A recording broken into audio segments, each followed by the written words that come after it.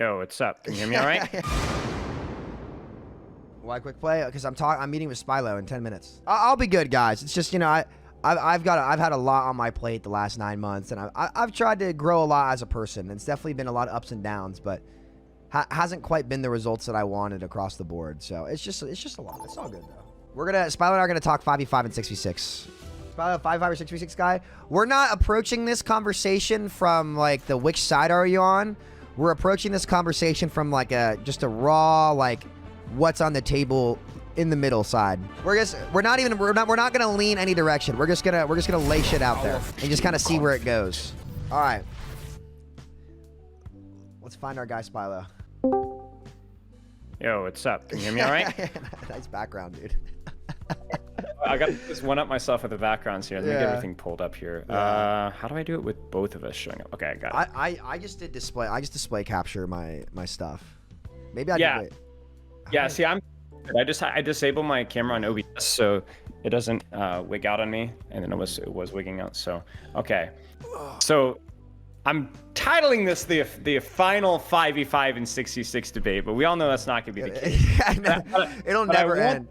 No, it'll never end. But I want this to be like by far the most productive one. Yeah, I agree. I think even with like the SVV group up debate back in the day, like I think it was like a good starting point maybe. But I think a lot of the points in hindsight, were like not super accurate. I think that there was a little bit of emotion involved from you know, I love Hawk to death, but, you know, like watching Hawk and Jake yak at each other. And it's like, fun. It's entertaining. It's entertaining. It was fun, exactly. And then the Jake and Iron debate was like, oh.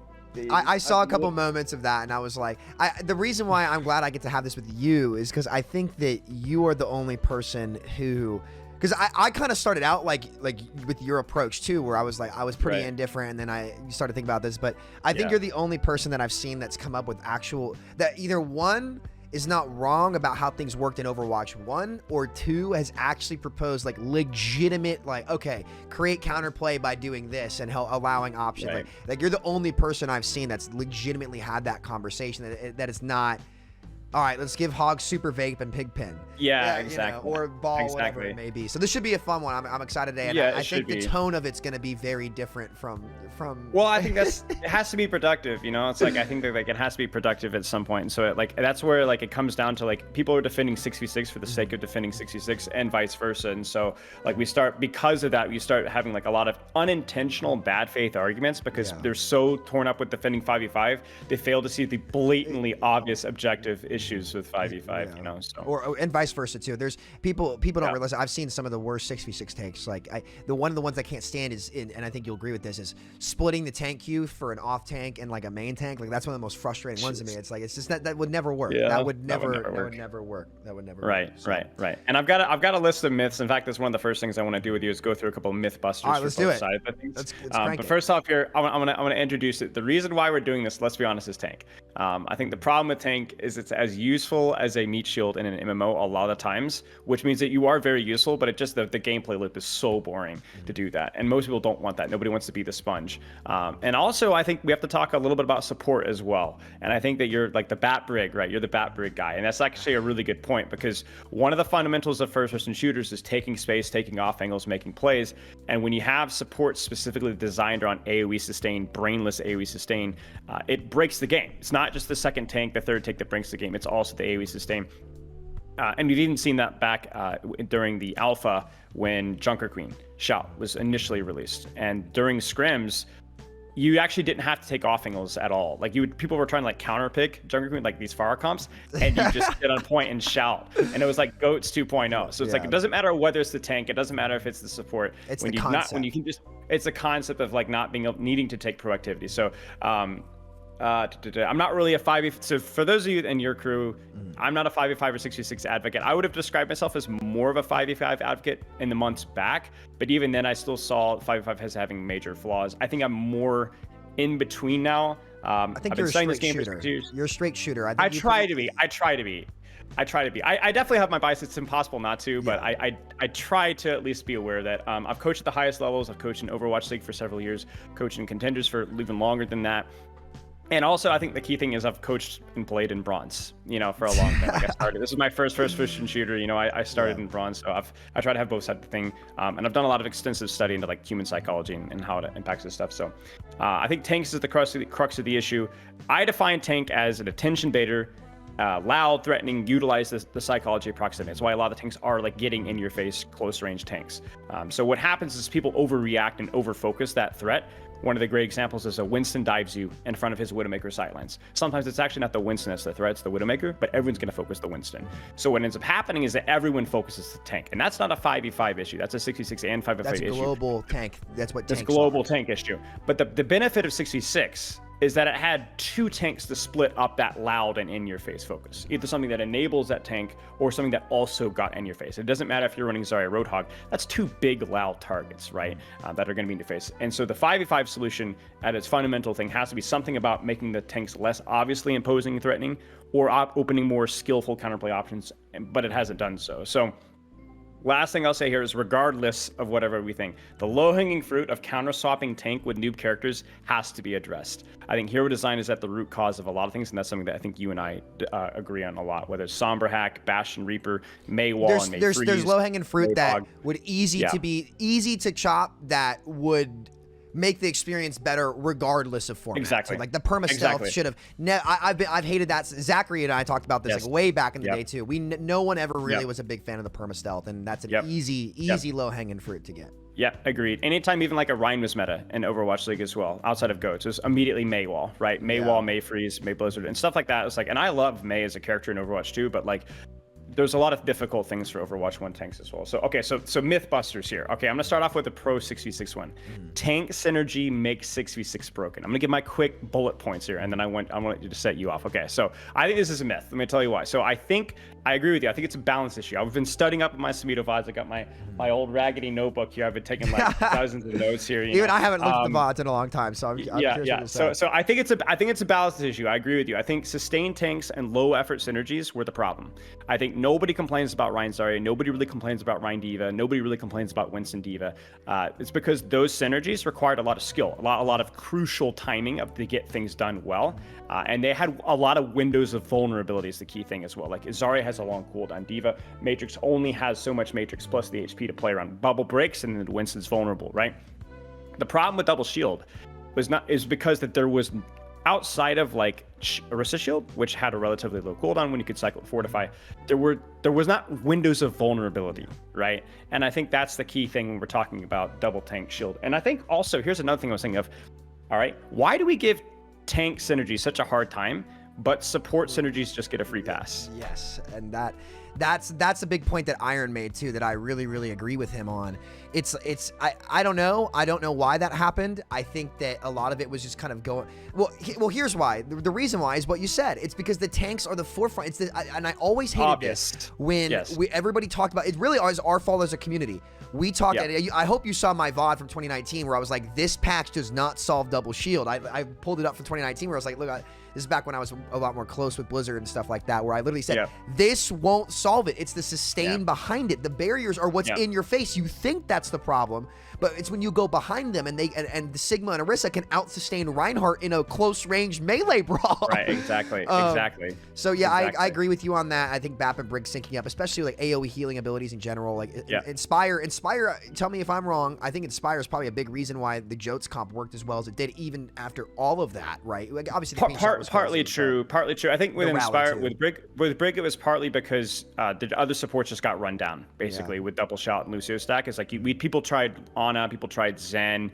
People even tried Moira, but her utility is just terrible, right? So it's like Brig was the character that with Bash could disengage the Junker Queen shout, whereas other supports just couldn't do it so easily.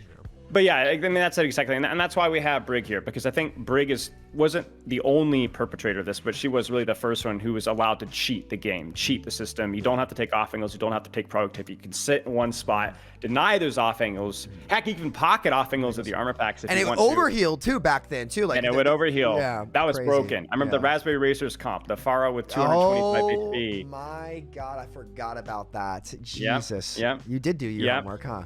Yeah. I mean, I scrimmed with those guys all the time. It was obnoxious, Tracer with extra 25 HP. But yeah, I mean, it's just like you have this meta where like you have this character that could just deny everything in this spot. And then you have Bap, who does the exact same thing, right? Now he has the ranged weapon, but his regenerative burst, his lamp, there's just so many things, even his AoE heal, right? Like just consistent AoE sustain. You good in your end? Yeah, my Discord just bugged out. We're good now. Okay, that was my for whatever reason, my Discord randomly goes black sometimes. I don't know why that is. Oh, that's weird. That's okay, weird. Go ahead. Yeah, go ahead. At least it's not group up as well. But yeah, I think that like a lot of support synergies, especially stuff that's AoE sustain. I was kind of thinking about this because one of my old arguments was that Winston tank synergies can still be broken because even Winston D.Va have had their sustain metas in the pro leagues at times. But I actually was wrong with that, all right? Because I remember the support duo that allowed Winston D.Va to quote-unquote cheat app control and basically play like a brawl comp. I don't know if you remember this. It was Moira Lucio. Yeah. It was Moira Lucio. It's Moira too. And that composition never would have worked. I mean, it would have worked, but it wouldn't have played in the way that it did. Right, with Lucio on it. It would have been more like a normal dive comp if it had not been Moira. And so that's even within the more healthy tank designs, a character like Moira can break the game. And I think that's something we'll come at too. So, okay, this one I'm coming directly at you now. Sure. All right. 5v5 limits DPS support options because you're not able to focus the tank down as easily because the tank is not as much of a kill threat. My opinion is I think more space is more options. I think that if there was one fewer tank, you do have more positional choices with DPS and support. We'll talk about why that is in a little bit. And I've been coaching a lot of Overwatch too, right? So in general, there's a little bit more proactivity demanded. I think that is fixable with 6v6 if you made healing less of a responsibility for supports. If you dealt with some of the sustain of the double shield stacking, but or maybe even the maps, right? Like how choke oriented a lot of the maps are. I don't know how much we talked about this with Marvel Rivals, but more broad maps, it didn't even feel like 6v6. It felt like there's a lot of space to do stuff. But I do think that was a problem with 6v6 at times. So here's why I think that I would say that 6v6 has more options. You're right, the space is easier to access, 100%. But what that does is it doesn't give you an extra option, in my opinion. I think it allows you to get up the chain of, oh, I need to access the duel that's there. So what I will give you is that it absolutely is easier to access space to take the duels themselves.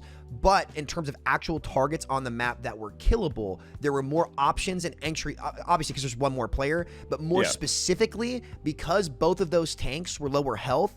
And forget Season 9. Let's go pre-Season 9. Well, I don't even know if we should go pre-Season 9 at this point because, again, the game's a little bit different. But at least pre-Season 9 where I really, really was arguing that. Because I feel like it's a little bit bad faith argument for me to say, oh, well, now everything has more health, so the duels are harder when the DPS passive is in the game. So that's just a general gameplay change. That's not a format thing. I like when support abilities were all weaker, so you have an easier time dueling those supports in the back, and both tanks were splittable and killable in each fight. Now those kills were worth less, but in terms of the actual choices and gameplay options I had more options to open up the engage. Now it wasn't worth as much, and I will give you that. I will give 5v5 that, because by the numbers, again, one kill in 5v5 is worth way more, and the fights in general are less turnable because of that. But I liked the option of not going up against incredible, BAP shift is way stronger in this game. Break Bash is weaker. It got its damage, but the stun was way more of a threat. I think we'll both agree on that one, that the stun was just a much bigger threat and just so much easier to access and deny a duel. I will give you this. I think the duel is easier to get, you skip one step of maybe a little bit of a poke phase to go directly take that duel. But I liked the options you have, and with both tanks having less health, which is something that everyone grilled Avril for that take, where he said that he thinks tanks should be more like DPS. And that's something I wanted to ask you about a little bit later today. I think it's a mistake to have the tanks be higher health. I'd love to see how it would feel when, because they don't, well, we'll get to that. I don't want to go off. We'll get to that. But you're right. That is one of the proposed solutions. Yeah, I guess it's more about the order of operations here, because you're right. That you have both tanks, you take the tank trait, you're allowed to create space because you're actually able to threaten those tanks in Overwatch 1, and then you're able to choose your engagements. Whereas Overwatch 2 and 5v5, you're allowed to immediately choose your angle from the get-go. So that's kind of that is, and I also think that that's something that could be balanced out as well. I think we think about all the 2 CP chokes, right? You don't get to choose your targets, and sometimes you don't get to choose your targets for a long time. But how much of that is a map design issue, right? And I think that's one of the things we got to make sure when we're making these arguments that they're not in bad faith, and we're factoring in all the variables. Absolutely. People always talk about what would 2CP be like with 5v5, and that is, I'm not a huge 2CP fan. But I do think that is an interesting question. That is an interesting question with more space. Because you have one less person to stall too, right? It's one less person to stall. Exactly. You probably could have more angles open up with like no double tank gutting those chokes, right? With like you'd always have like Anubis, you'd set the diva up height, she drops sig. Like I remember the double shield rotations on Anubis were brutal. But that's a little bit. It's a lot of things contributing to that. Right. I won't exactly. So here's what I'll say on that Mythbust to wrap it up. I think I'm willing to go 50-50 on that. I acknowledge 100% 5v5. The order of operations to go up and directly take the duel is there's one less step. Those duels themselves are now harder because the abilities are actually stronger. And let's not count Season 9. Forget Season 9. Like the support abilities are better. But in 6v6, I still stand by that. I actually had more options to get the engagement because both tanks were actually killable. And you will almost never see a solo tank die at the very, very beginning of the fight. Usually it's a duel on the side, but it does happen. So I'll go 50-50 on that with you. Okay, good. Tank stack is why we had goats. Next myth. Okay. Partly true, because whenever there's a lot of supports, that usually means there's a lot of tanks. But you've made this point before with Slambulance, Quad Tank. It's only when the supports are unable to enable that level of HP. Otherwise, it doesn't work. So, you're right, the support stacking, especially the AoE sustain we talked about, is what enabled comps to cheat map control, breaking the fundamentals of first-person shooters. And this is why Brig BAP is broken. Denies closing distance, AoE sustain, same with Junker Queen Shot, we talked about this. It's one example of why hero design matters and not just the format. Yes. Right? Because whether it's 2-2-2 or 3-3, Bat Brig, Brig Zen Lucio, Moira Lucio Brig, those characters are gonna cause issues when AoE sustain causes a problem. And I think that it's tanks were again, like you said, the obvious problem of ghosts. Because, hey, look at me, tanks, But they weren't the real problem. And you could definitely say it was really funny because you remember those days when they kept buffing Reaper Moira or Reaper May. They're the tank busters, guys. Yeah. So surely they'll. And you remember what that did to Platt. You remember what that did to Reaper and Platt. It was terrible. And even in ranked sometimes too, I would have. There was this one game where I had 95% kill to participation on Reaper with the Fran, and I had 50. Was it 50%? It was 50% lifesteal. So Reaper's hard meta and Platt, and this is why I come back and say I was look, they never really understood what caused goats, because if they had done that, it's an easy fix. And as the Brig player, I'm curious what you'll think about this before we move on to the next one. They should have made Inspire stationary when it activated. So at least the team had to clump up and they couldn't just completely cheat the space, but they tried to do. This is why it's such a tricky ability, why I always complained about Brig so much. Even now in my Brig guide, in this game really shows it too. It's my most viewed guide.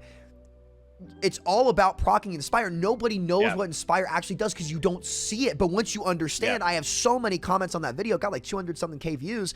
Holy shit, this character is come to life in a whole new way. I climbed 5 ranks doing it. Brig is the easiest character to access once you just understand what Inspire does. And it's so easy to pick up. In 1 week of playing Brig. Now, obviously, at the contenders level, I fed for about 2 or 3.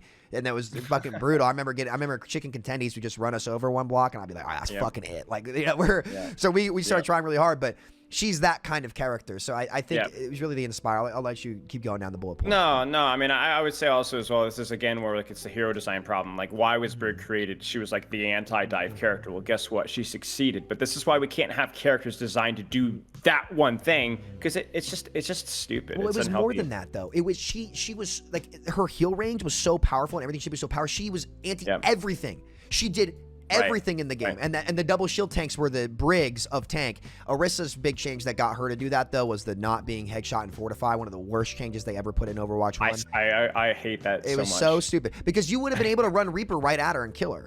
Right? Because the Brig wouldn't be a huge threat to the Reaper. And even if, to be honest, if they had kept updating the game, imagine Ramantra against that double shield Bat Brig comp. I think he cleaves it so hard. That's just me though. But I'll let you keep going. No, I mean, that was mostly it. Again, it just feels like a very one-dimensional character design causes major issues. And then the key thing is they kept nerfing things like Lucio, and it's Brig is just different. Lucio has to move, Lucio has to take action, Brig just has to kind of stand there and then just deny, and 600 HP shield, just right. It's just and I think we'll get to this a little bit later, but it just goes to show also as well, the tier of development that we had at that point in time was just on another level in the wrong way. It was a joke. It's much better now. And to shout out Alec, I think a lot of 6v6ers give Alec a lot of shit for some of his heroes. I think Lifeweaver is the only whiff, in my opinion. But what do you want him to do? I actually don't think Alec has done that bad of a job, to be honest with you. And it's because the game's problems right now, Right. I think other things have caused that. And he just joined the team, like what, season 2, season 3? Like, you know, it's just give him time. I think that the character. I have some hot takes on that too later. Okay, go ahead. I'll let you go for it. We'll get to that one. All right. So Mythbuster, all we need to do is go back to 6v6. You don't say this. And most content creators, but I see this in the YouTube comments and Twitter replies all the time. Someone flicks, just go back to 6v6. It fixes 9% of issues. That is not even close to being true. I think some heroes are actually healthier in 5v5. I think Mei, Echo, Sigma's gameplay loops are a lot more healthy in terms of tank busting options, things like that. I think 6v6 needs just as, maybe not just as much, but needs a lot of hero balancing redesign issues, as well as map design issues. We talked about those chokes, right? I think 6v6 still had archaic tank designs that weren't able to take action as often. And I still think that it limited the options of DPS support in its old state, right? I think the thing that 6v6 immediately solves is immediately helps to fix the tank psychology problem. Immediately. But I think one of your arguments was that, well, we can do these things a lot quicker in 6v6. Like, I can just snap my fingers. Me and Hawk, I think I remember saying, you and Hawk, I still think we could. Give us a bottle of whiskey in an hour, and we'll take care of it. You know what I'm saying? But I think that, like, I do see a lot of people saying that, oh, just go to 6v6, problem's fixed. It's like, no, that's not the case. And here's what I'll agree with you. I do think that with the right people, it can be addressed very quickly, but it's not as simple as just go back to 6v6. Because here's the reality. Inspire would still have to get changed. BAP would still have to get changes. Like, all of those problematic designs that inevitably led to the failure of 6v6. Again, it was not the format, it was the designs behind the format. I think that from a foundational standpoint, because that tank problem doesn't exist, if you go right back to 6v6, you have a better foundation to then build off of and then eliminate these problematic designs. Because with tanks having lower health and not being the main frequency of just constantly getting drilled by stuff and being the only one there, you just have a better foundation. And you're right, people do misspeak on this all the time. And that's the nature of the internet, though. Like, people will take their thing, and it's just it always but it's important, and this is why I'm glad I had you on to have that good faith discussion, because I don't think I've ever said that once. Just going back to 6v6 magically fixes everything. Obviously, you'd have to do the balance pack, you'd have to address things, you'd have to reconsider what role passes would do, the new health pools for season 9. There'd be a lot that had to go into it, but from a foundational level, I think you can create a better organic game if you want role queue and you don't want to have this problem that is, in my opinion, unsolvable via balance in this format. But again, if people want to accept that's just what tanking has to be, that's one thing. But I'm really sick of seeing, oh, this problem's solved by balance. It's not solved by balance. You can't get rid of that. That will always be there. Sure. Okay. Going back to the anti-6v6 here, but double shield. That's all I have here. Yeah, just fuck. Classic lazy Overwatch 1 balance. And you remember, this is like no serious changes to double shield and Brig and BAP for not even months, but years. Yeah. They buffed them. They buffed them. Yeah. You know, that's how we went from the best patch of all time, which a lot of people are starting to say now is revisionist history. But I saw the feedback from players in all ranks that October. It was awesome. You were playing anything in ranked. Like, Ana was a little bit stronger than Moira, but you could still play the Moira, right? BAP fell off big. Brig, actually, believe it or not, was still kind of getting picked in top 500. A couple people were figuring it out. Was it Nishik? I think Nishik was still picking Brig. Was he still playing? He was picking Brig in ranked, and I remember getting him getting top 25. Everyone's like, Brig is dead. I was like, Brig is not dead. You all haven't adapted yet. I'm telling you, people will adapt and figure out, wait a minute, I just have to actually play careful on this character for the first time ever, really. Right. And then, you know, they buffed BAP window a ton. They buffed Mei. They buffed Sim. And then didn't touch anything for a really, really long time. And the reason why double shield wasn't picked was because BAP and Brig, you couldn't just hard spam it because Brig had way less health. I think they had done something to BAP, and they hadn't. I don't know if that no headshot during Fortify change had come through yet. I'm not sure. I don't remember exactly when that was. But yeah, no. Anybody who just says but double shield rose tinted glasses, that's not a good faith argument. That's just not true. So I agree. I think, again, it's just another situation of like balance issues propping up something that really shouldn't be there. Broken sustain. I think, like, the other thing as well is we talk about like the sustain being an issue as well. But I think the problem with like a lot of these double shield and like BAP Brig comps is they just cheated the game again. Like, they just didn't have mobility, and yet that was never seen as like a weak point. And like, that's such a flawed character design. Okay, so 5v5, 6v6. So this one kind of goes both sides of the argument, because I have an issue with both sides of this. 5v5 restricts hero design. 6v6 restricts hero design. The answer to both these questions is yes, but my opinion is 6v6 has to be a lot more cautious with shields and mitigation and how that mitigation is done. I think there's a danger of having too much sustain, too many shields, too many things, whereas 5v5 allows that to be a little bit less of an issue as long as you're intelligent with how it's implemented. I also think that 66 sometimes demands, because of the width. Now, we'll actually have some proposed solutions for this later on, but as of now, right now, if we made the swap, it would demand some support to output a certain amount of healing to put up 2 tank HP pools. Even with the 5v5 tanks having more health, it's nowhere near the same amount of HP as 2 66 tanks. I also think 5v5 demands tanks. It's more limited in its function because 5v5 demands tanks to they need to have some form of range, some form of mobility, and it definitely limits the viability of enablers. That's why Zarya and D.Va felt so bad. And 5v5 is because Zarya and D.Va's initial design is an enabler of aggression. And when you have the most aggressive person on the battlefield, the other tank, no longer there, well then what is this design supposed to do? And that's one thing too, where in the original debate, I think Jake said something like, well, you can just bubble your DPS. It's not the same. It's not the same. It's not the same. There's only like literally a handful of DPS that benefit from that, and it's much more inconsistent. Reaper, who's just fucking unpickable. Well, that's the thing, right? It's like when a tank is only viable in certain situations, right? And then people say, well, just double bubble yourself, and that's viable to a certain point. It's not. But it's just not as good. Much more difficult, and it's not. It doesn't happen as organically in the game. Exactly. So I got a question for you too before you move on. Which supports do you think would? Can you go back to that support point about 2 tanks? Which supports do you think would have to be changed?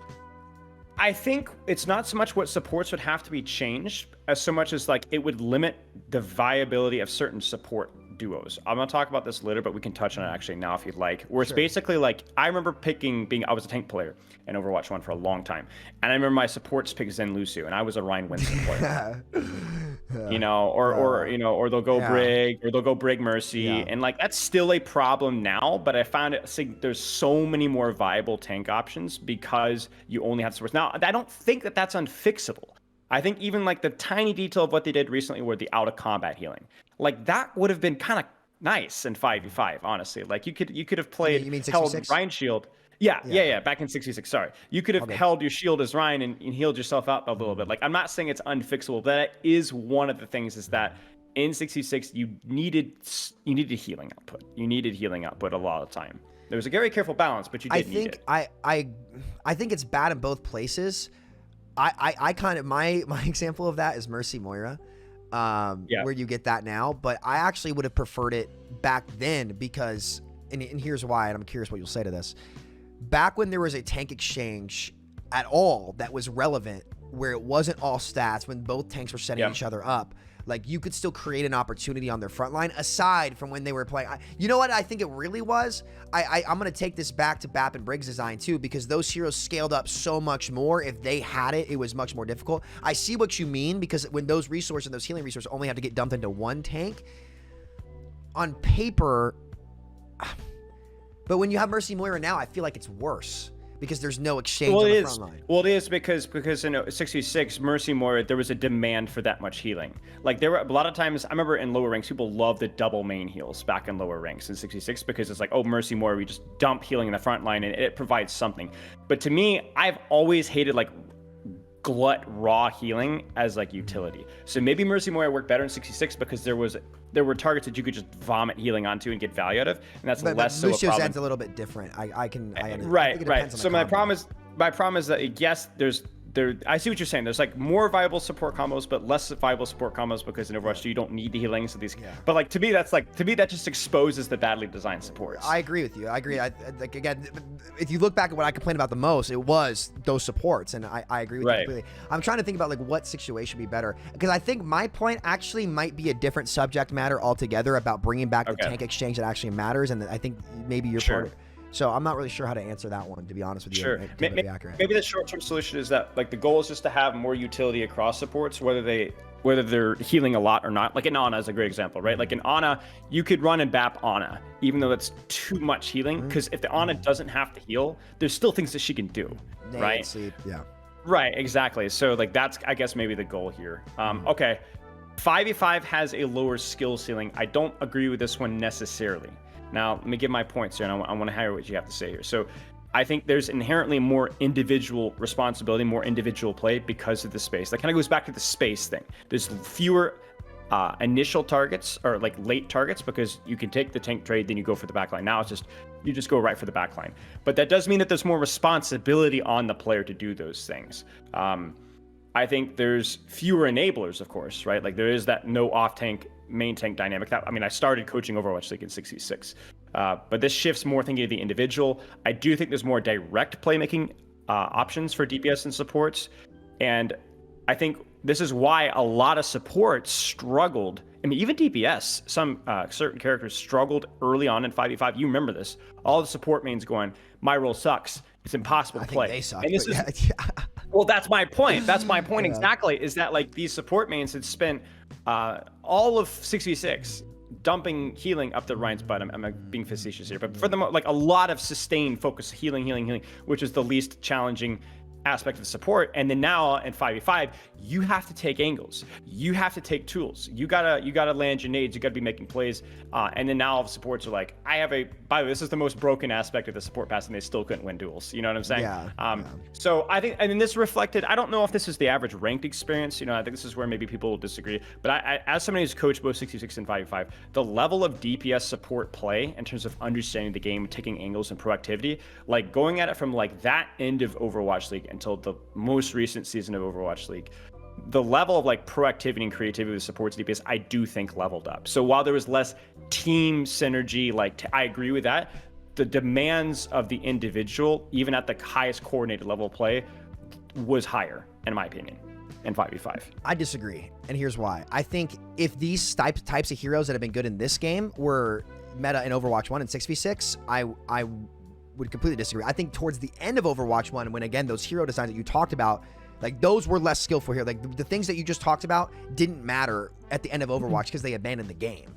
I think that in general, if these types of heroes and if those things got addressed, there's just more to do. Fights are more turnable. Again, my point again, where I think you talk about spacing, the duels are easier to access, right? But there aren't actually more options. And I think when you had to make decisions between more options, when there were more vulnerabilities that you had to make the correct choice for, when single target decision making was what dominated Overwatch 1, I think at that point in time, the skill ceiling was higher. I think towards the end, where it was just these massive sustainabilities, you're right. I would take this game over that, because the game towards the end with BAP and break stacking and double shield was truly brain dead. It really was not the same game that we fell in love with. So I think towards the end of Overwatch 1, the ceiling was lower because there wasn't a requirement to hit the ceiling. There were so many.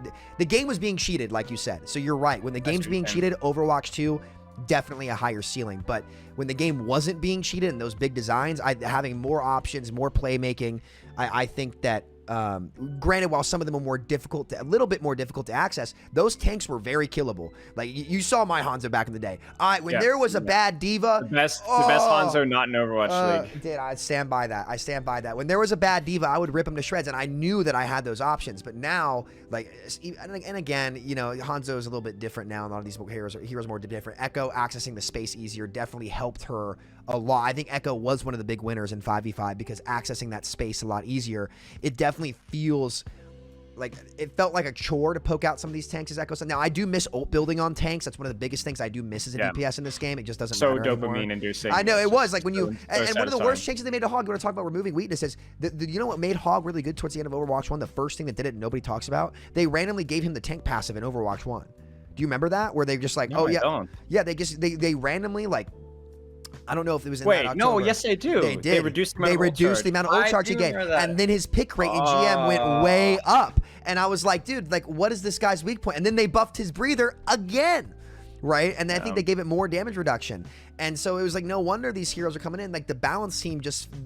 And to give this balance team credit, they're I just a lot thought of better. something. Yeah. I'm interrupting you. I just realized that one of the biggest things you actually have to do with balance and hero design is you actually have to make sure that the psychology of value and that what you're actually doing like lines up. Like the thing is that you buff Hog, but it still feels just as good to shoot Hog, so it doesn't matter. Like you need to discourage people. Like you have to be so careful. You know? You should encourage people to shoot Hog though, because that should be his weak point. Is how much damage he But takes. my point is I get that, what you're saying though. Yeah. It's like the tank passive. People are like, we should buff tanks right now by making it give even less ult charge to shoot tanks. But the problem is like nobody looks at their ult charge and says, "Oh, look at that! I'm not going to shoot the tank because especially it's giving me less average ult charge." players.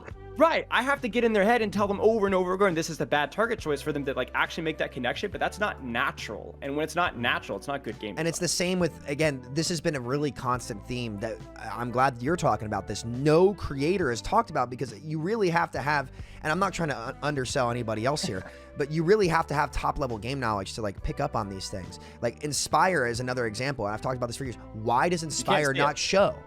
Like, how are players supposed to learn this character, right? It's just stuff like this that's just been overseen and oversight. It's just been ignored forever, and they stacked up over time. And regardless of format, I would say, Spilo, those were the biggest problems in Overwatch lifetime, regardless of format. And I think that's what caused this format change. And I'd agree. So that would be my point. But people say, oh, it's a skill issue, but to me, like, skill issues should always be visible. Like when you see Genji make a crazy play, you know what he's doing. You're like, all right, I know what I need to do to get to that level. But like you're saying, if a brick gameplay is unintuitive, that's a major problem with the character design. And that goes beyond a lot of this too, because what's so fun about gaming, and I've always said this about Overwatch, is when you're losing to something, you want the player to think, okay, I should have done this better.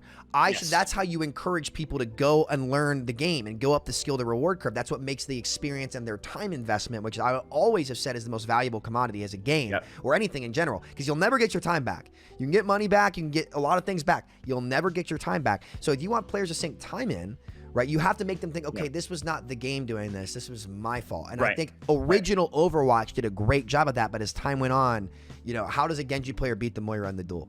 How do you see Inspire, right? How do you know that you shouldn't be shooting the tank because you're getting less ult charge, you're doing these things, and there's no real way to. That's another reason why personally I hate role passives. I think that if a hero needs a passive, it should be for them personally. I think it's they make it so hard to balance character. Look at the top 10 leaderboard, all Tracer still. Right, because she just benefits from that so much more than like every other character. Passive value. That's what we're talking about, right? You don't. There's no sort of skill expression with that. It's the same thing. We'll get to this later, but like brainless mitigation is one of the worst things that Overwatch has introduced. And I'll let you get back to your bullet points. Go ahead. Sorry, we're going. No, but it's fine. I agree with you in the whole hero fantasy thing of like being able to outplay somebody is hero fantasy, because the problem is how do you have all these powerful characters playing versus each other, and yet the player still feels like they're powerful? And the answer has to be that you go, oh, I could have done that. I could have deflected that sleep dart. And that's what makes you log back on. That's what makes you stay on every day and keep playing and keep grinding. And that's how the 8 to 12 hour Overwatch sessions began. Exactly. You know? Exactly. But if it feels like it's out of your control, then you have an unfixable problem. And that's why tank feels like shit, in my opinion. But keep going. Yeah. So basically, your argument with the whole like 5v5 skill thing is more about like the characters that are being played now, like compared to some of the double shield in the latter half, yes. But when you had more options and more targets were killable, and your single target decision making, back when that actually mattered in the game a lot more. The ceiling was higher because there were more decisions to make, and there were just the fights lasted longer, so you had to make more correct decisions back then. There were more chances to turn it by a little bit. I'm not going to say it's some massive margin to where this game's not even the fucking same. It's just like there was just a little bit more of that before the game got ridiculously out of hand, and they were making Overwatch 2 tanks and Overwatch 1. Is Cactus Puppy, or is there a statistician in chat? I would love to see like an average professional team fight duration. Like have like an idea if it's shorter, longer, by how much. You know what's crazy too? I'm curious what you think about this. So one thing I've never really talked about on stream, but I noticed, and I'm trying to find the place to bring it up, is pre-double shield, even in Goat's meta, limbs per 10 across the board. We're about 25 limbs per 10 in ranked games. Like usually my stats will be around that. Double shield comes out, we're at 17, right? Ballpark, 17, 18. In Overwatch 2, for the most part, a lot of those have been around those same 17, like 17, 18 per 10. And so fewer targets. You can't tag people anymore. And I'm curious about the amount of damage that goes into the game per 10 per limb. Right, like I wonder how tied those are. I don't know. Well, I don't know. It's also weird things like heal passives kick in as well. So how much of it is passive healing versus actual healing as well? I don't know. Random thought. It's good. Tank queues are impossible to fix. I think this is a myth. I think that tank queues are always something that you're gonna have to fight. Like there are gonna be. It's going to be a problem. I think the one thing that not you, but like the bots, the YouTube comments, people don't love playing tank in any game. Now, the nice thing about Overwatch tank is it's not like an it's not like MMO tank. You get to do stuff. You get to do damage. You get to pop off. You get to do kills. It's way more interesting than any other tank that I think like just about any other genre, right? It's great. it's still a little bit tanky though. It's still, because the problem of like what does a tank do? Again, we talked about it. It baits attention. Even if there is actual threat with Overwatch tanks, you know, these aren't NPCs that you're forced taunting, right? But unless you're playing, you know, Orisa. But yeah, basically, you do get to do stuff, but it is a problem. Now, I think that there's ways to mitigate this largely. You talked about the October 2020. There's the bingo check mark. The fucking golden days, man. Best day of the game. But I think there's a couple things here. Obviously, like active balancing your game, making the game more interesting, new interesting tank characters people are going to want to play, making tank designs that are attractive to the average DPS player, like Junker Queen. People want to play Junker Queen. So much fun. People want to play. And this is where I'm going to get my little spiel here. There's a reason why people don't like tank when the meta tanks are Orisas and Roadhogs and old Overwatch 1 Sigmas, right? People don't want to play those tank heroes, right? Yep. Whereas if I go DPS, I can even in those metas, I can still play Genji and Hanzo and Echo. There aren't as many unfun DPS characters to play. So it's like, well, of course tank queues are a problem. When you look at how disastrous, and I think we need to like, I've really, the more I've gotten over time, and I'm the nice guy here, right? So this is pretty rough for me to say, but I've stopped like putting on the kid gloves with people that think that like Orisa and Malga and Roadhog, like Malga's a different one. We'll talk about maybe a lot later, but like hot take. Go ahead. I think Malga has potential. I think his current gameplay loop is awful, but the guy, the weapon alternating and the slam has a lot of potential. But anyway, long story short, but it's like these characters aren't fun for anybody, and they hurt everybody. So stop. Like when Winston and Diva and Ryan and Zarya are meta, and you know, like tank queues are much less likely to be a problem. I'm convinced that that's the case. So I want to add on to this and back you up. I think that you can take that discussion farther. That's true for any role, and that's been proven continuously in role queue, because in Season 7, DPS queues were instant and support queues were 15 minutes. Want to know why? Because the sustain got so crazy in that season that it wasn't even worth playing DPS, and it felt like shit to play. So guess what happened? The product offering was bad, so people didn't play it. Now, am I saying if you make tank fun, it's going to get queued as much as DPS or support? No. But you know what? To make tank queues optimal, they don't have to be as cute as everybody else. There just has to be enough players playing the fun characters that have fun gameplay loops to get in there. Heroes like Queen. If heroes like Queen had been in Overwatch 1 or Ramattra instead of Orisa and Sigma, the role would have been queued just fine. And the metas that weren't double shield proved that. Now, there were the issues with queue times right when they went to 6v6 role queue. And this is a role queue problem. This is not a specific one role like by itself. Like, this is a role queue problem in general. If you fuck up one of the roles and they are not fun, you will botch queue times for everybody. And that's where, like, in role queue, how you balance the game and the product offering you have, it is much more important to be precise with balance and actually encourage this, because it will weigh on the queue times. So I agree with you 100%.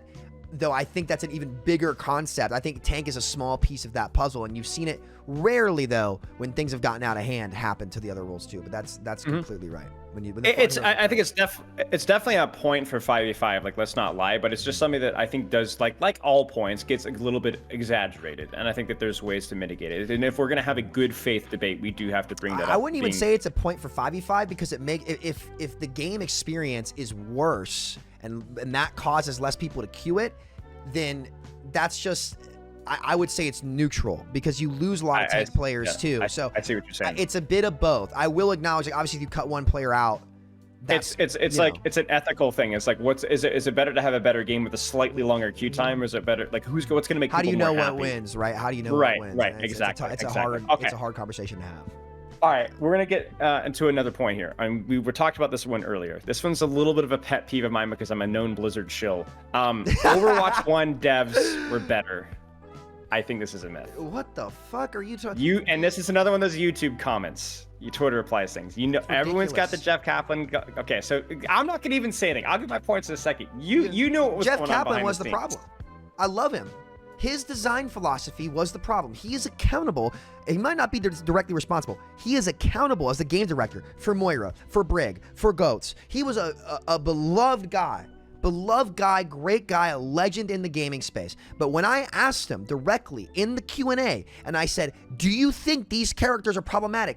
Word for word, he said that they wanted to make a complicated game at first and make it easier over time. But what they didn't recognize is that they weren't making the game easier.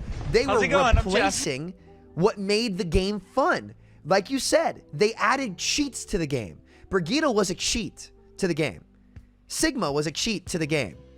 Orisa with no headshot crit was a cheat to the game. BAP was a cheat to the game.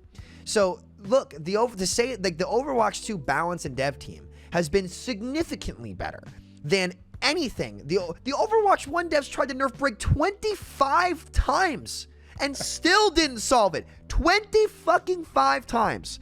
And people are going to sit here and say, this is why I say, look, there's things I disagree with about the direction Overwatch has gone now. But this team is way better than what happened back in the day. Jeff Goodman. Jeff Goodman, just God bless him, but just did not understand the heroes that they were making to the game. Another point as well is, wasn't Jeff Kaplan or that group why we have 5v5? Like, weren't they the guys that pulled the trigger on that? So because I remember the BlizzCon announcement with Overwatch 2. That Jeff was when they announced 5v5. It was the BlizzCon line in 2021. In 2019, they were still 6v6. And something between 2020 and 2021 was when that decision was made. From if you follow the timeline, I don't really know. It's hard to say. I think the company was. Because I know Alec wasn't here until season 2 or 3. We were already Josh No was fully here. in the 5v5. Josh No was here the whole time, which is why I was not. I'm unsure what to think about the guy because do you remember the infamous Genji is the number 6 hero forum post, and he's performing well? No, in the I middle don't. Oh god! So in 2020 or 2019. Right when it was double shield, they gave May multi-freeze, and it was like you were freezing the whole teams walking in. And So do you remember the forum post where it was like, actually, Genji's the number 6 performing hero in the game, but everything felt like fucking shit to play. And then I sat down on stream and played Genji, and it was my most viewed clip is the devs are right. I'm fucking blading on Havana with bongo and shit. It's just fucking down mid, right? So like I know they've been there. I'm not gonna pretend to know the whole details. I'm skeptical on it all, but here's what I can say. Like the reality is, like, this is not Overwatch 2 has not been perfect by any means. Right, but the balance team in particular and the dev team and the hero design, I don't think there's been any cheat heroes. I think the most problematic thing they've added in Overwatch 2, in my opinion, is life grip. Suzu was another Jeff Goodman one. I'm not a big fan of any of the immortalities because I think they're cheats to the mid fight. But ridiculous comment. Maybe a format thing more than anything else. I think also as well as like people. Right, one thing that people do have to remember is the development cycle back in the day was awful, and this is a lot of people blame this on the Overwatch 2 thing, which I think is a little bit of bad faith. Obviously, when it was it was worse, but before that, it was really bad. It was really bad. Like we just didn't have development we didn't have balance updates. Like we are so spoiled right now. Even if the changes aren't always good, it's just interesting. I'm curious to go try this stuff out. Like it was really hard to be a content creator back then because you'd go for 3, 4, 5 months before the Overwatch 2 announcement. Yeah, you're done. That's it. You're gonna have to live with that mistake until like Christmas, basically, is the kind of where we were at. I think also as well, like you were talking about some of the problematic heroes, Orisa, Sombra, Sigma, Moira. These are Overwatch 1 characters. DPS Doom. You're right. I'll go even deeper than that. The word on the street, I have no confirmation of this at all, but I have word on the street is that some of the more problematic characters in Overwatch 2, like Lifeweaver, I don't think that's the new hero design team. That's what I've heard. Really? I don't think that's the new hero design team. I don't take my word on that. I would love some clarity. There should be some. I know exactly. We needed obviously they're never going to give it to us because they don't want us pointing fingers like I am. But I am. I think that is. I didn't regret it. Like those designs, there are some designs that have been in the closet, have been in the pantry, saved up for a little bit, right? I think so we'll have to kind of keep an eye on that because it is odd to see somebody as reasonable as Alec and be like, really? Like, well, and I agree with you there. Like, I think the people, like, there've been a couple times where the only time I'll rage at Alec is for fucking Lifeweaver, but that's not him, and that's fine. But to compare, Alec has done, like, if you look at the heroes I've been putting in the game, like, Alec's done a significantly better job than what was there previously, and I always get a little confused where people are like, it's all Alec's fault. I'm like, guys, like, what is Alec? Like, he designs the characters, he doesn't create the gameplay loops. Like, what do you? Right. Well, I guess that kind of goes hand in hand, but I think like the big issues that at least people in my chat have been having is, and a lot of those people have gravitated towards me, is like, again, the differences between the gameplay loops of 6v6 and 5v5. Like, that's not a hero design thing particularly right here. That's something different. So to anybody, but again, back to the point, completely, anybody who says that the Overwatch 1 team was better, you're huffing copium. That's ridiculous. Ridiculous statement. Right. Absurd. Okay. I'm gonna pop this one your way, and I'm not gonna give any thoughts. I want you to give your rant first. So 5v5 tanks limit hero designs because they force tanks to have basically no weaknesses, and a lot of them end up being homogenous designs. I understand points of this one. I don't fully agree. I'll give my points, but I want to hear your takes first. So this was more so Hawk's point than mine. Okay. I agree with him, but I think that in this game, kind of like you said, like the tanks by design have to have more options in terms of what they can cover because they're solo tanking. And I think that takes away from some unique designs. I wouldn't say it's exclusive. Like, for example, I think Queen can kind of do it all. Well, not all of it, because she loses to poke, but I don't think that's like when a hero's iterated in the way that Queen was and implemented that way. I don't think that's problematic, right? Okay. I think I'm not a huge fan of Ram just being able to perma-block. I think agree. my main issues with how tanks are coming out is that the ways that they have to express themselves is more limited. That's more where I lie, where like that initial like the tank exchange, like that's where I think the biggest problem is. But if these tanks like Ball, for example, or Hog, for example, more extreme designs that had unique niches that gave them a unique identity that would get dedicated, and don't get me wrong, I'm a Hog hater, right? But you know, I'm a Widow hater too, and I would rather not see her one shot get removed as much as I want it to be. Right. I understand why they can't, because like that type of player gets attracted to the game. I'm willing to put my personal bias to the side and say, okay, for a holistically more healthy game that has more gameplay offerings, that's how you get people to play. Those can exist. Those types of characters can't exist. So I think you're a little bit more boxed in terms of what you can do, unless you buff Hog stats to the point where you can't die. And I think that's slightly worse than it was before, where you actually had that option and that opportunity. But is it the end all be all? Because like I know people hated Mauga. I like playing Mauga. I think he's fun. I think his mechanics are cool. He just doesn't have I played it, and he was really fun in 6v6, by the way. In the 6v6, like Mauga, Overdrive only worked on yourself. Like abilities like Overdrive, right? I hate how they have to work for the whole team. I hate it. I hate it so much. Like the fact that you could stack your like the amount of times before Hanzo's one shot got removed that Mauga shouted and I headshot somebody that's sitting next to him and they don't die. It's like, dude, like for fuck's sake, like why do I deserve to get less value from that? Because he presses E. That's not skill expression, right? And those kind of interactions happen more in this game now. Though I'm curious if they have to. Because that could be a design issue. Well, that's my argument. That's my argument. I do think the format exacerbates it. I do think the format exacerbates it because a lot of tanks do need some form of mitigation, right? They do need some form of mitigation, but how the mitigation is introduced is like my key thing. I also think like one of the classic problems with design is because we put so much emphasis on tank, because of the psychology of the big fat guy, right? Is that we forget that there's a lot of, like you said, the Widowmakers that are just as problematic and just as caricature extreme designs and have been problematic in Overwatch 2 and in Overwatch 1 as well. I think even Reaper, at least in his old design slash kind of current metal design, ranks was a problem. Right. Like there's certain situations where you play Reaper and there's literally nothing you can do. You do not have like Shambali third point, Havana third. Like there's just you can't do anything. There's not an angle or a flank, or you can't do anything. Havana's map design problem.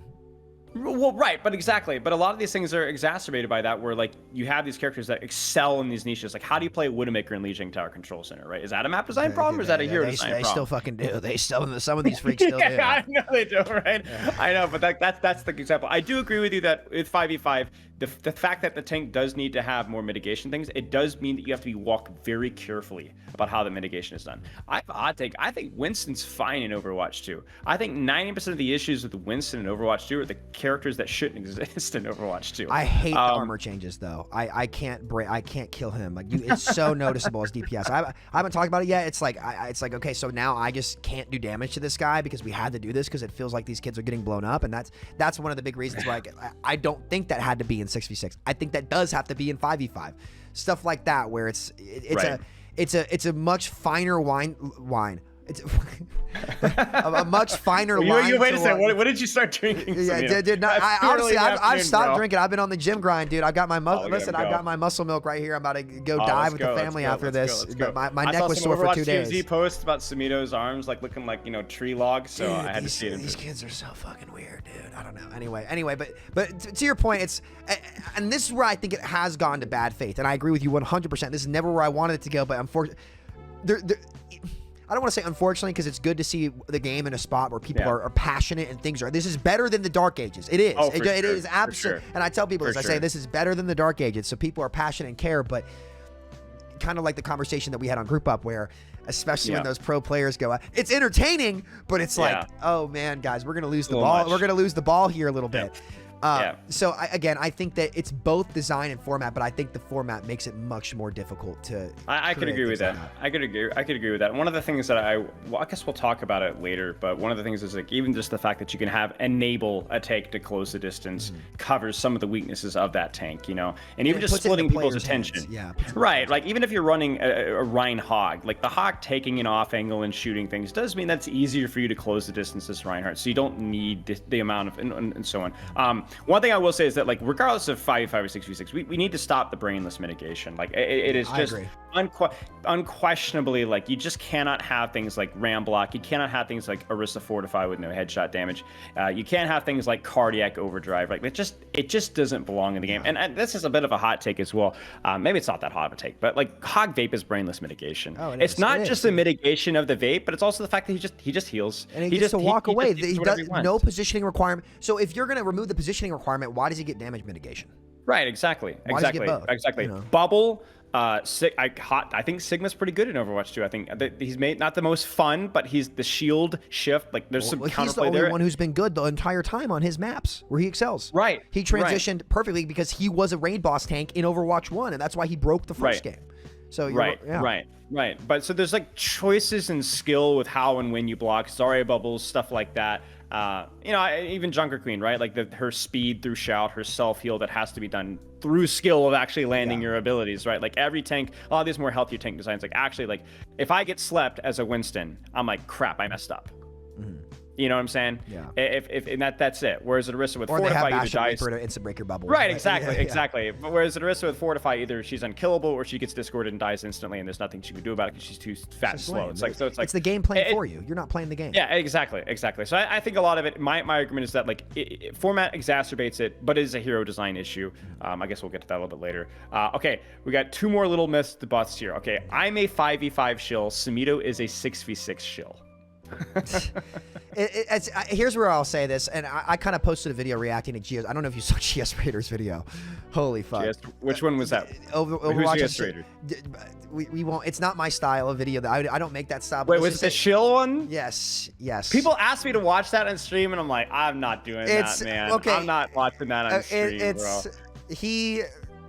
Is it monetized? Did he monetize the video? No. Okay, I'll give him credit for that. He actually has a point in there where he's saying this video isn't monetized because I use the One Piece soundtrack. So he's good for him. I will give him credit. He's the only person in the scene that kind of called us out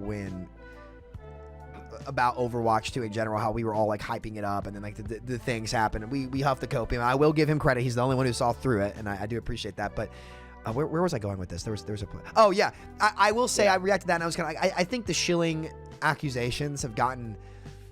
I think in general it's gotten a little too far out of my league for what I want to deal with, from whether it be people personally insulting someone like you, other creators in the scene name calling me some things that we won't name, but we got a good laugh out of.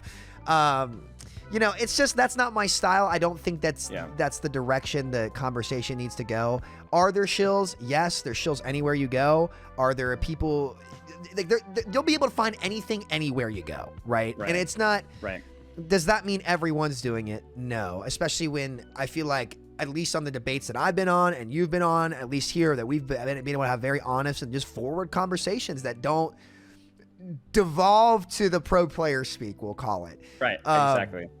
And so people can have opinions. I think it's silly. I think, especially if anybody's saying that to you, you're the only person I've seen that's actually approached the argument from, let's look at reality here.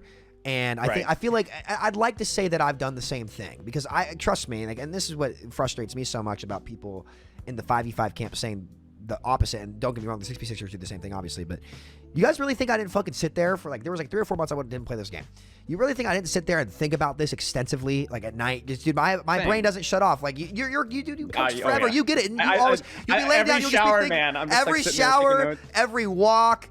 I can't tell you how many walks I take after scrims and just think, and it's just a lot of thought has been put into a lot of this from a lot of people. it's easy to tell the people who are genuinely thinking about things, who are genuinely approaching it from right angles and considering ideas, and the people who aren't. Try to surround yourself with the people who are thinking about things. And that's why it frustrated me a lot to see people grilling Avril when he had his take about like making tanks squishier and be like, you should see how brain dead Avril's take was. And I was like, that's a valid right. What the fuck are you talking about? Like it's called I think it's called the halo effect, right? But like the negative where people will like get an initial, because you were the guy that disagreed with Avril initially, right? Yeah. Whether the quality of that 5v5 66 debate. So then everything that Avril says is immediately thrown in the garbage. And it goes beyond this debate. It's a culture thing in society. It really is. Where it really is. You associate more with a side, especially in politics. I'm not looking forward to this fucking fall. I am not looking forward to this fall. Where people feel like they have to pick a side instead of looking at the actual substance of what's going on. And that's I was talking about this with chat just before, where people were like, are you like the 5v5 6v6 centrist? And I'm like, no, I think there's aspects of 6v6 that would desperately need changing and are problematic. I think there's a lot of aspects of 5v5 that desperately need, like, why am I a centrist for for acknowledging problems in both? It's like half of me is here and half of me is there. You know, it's like that should be. Yeah, I agree. World's not black and white. Agree. Shades of gray. And I also think, like, when it comes to like the shill thing, it's like to really know like what a person's like quality of character is, you have to get to know them. And I think that's where like you and I have always had that relationship. Like where people always like, oh, Samito's another rant video, and I'm like, yeah, but you guys gotta know Samito. Like, you know, I don't always agree with everything you say. You don't always agree with everything. And you don't have to. I know that you're passionate about what you do and you actually care about what you're doing. And it's like it's really easy to like just get an initial impression and just write a person out. It's like, but you don't know the guy. You know, you don't know the guy. Like, yeah. Anyway, we could go on for this for hours, but I will stand on the hill that I think it's going a little too far. And I agree.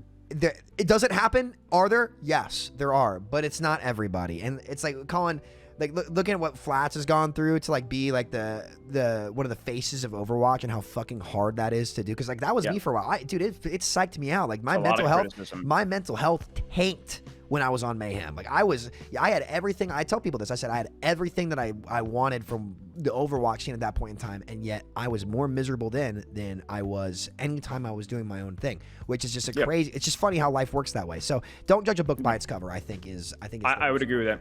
I would agree with that. Take each argument at face value as best as you possibly can anyway. Okay, last myth here. 5v5 games are more consistent result-wise without having two tanks. This one I've seen only a couple of times, but I think it's a good... Can you say that again?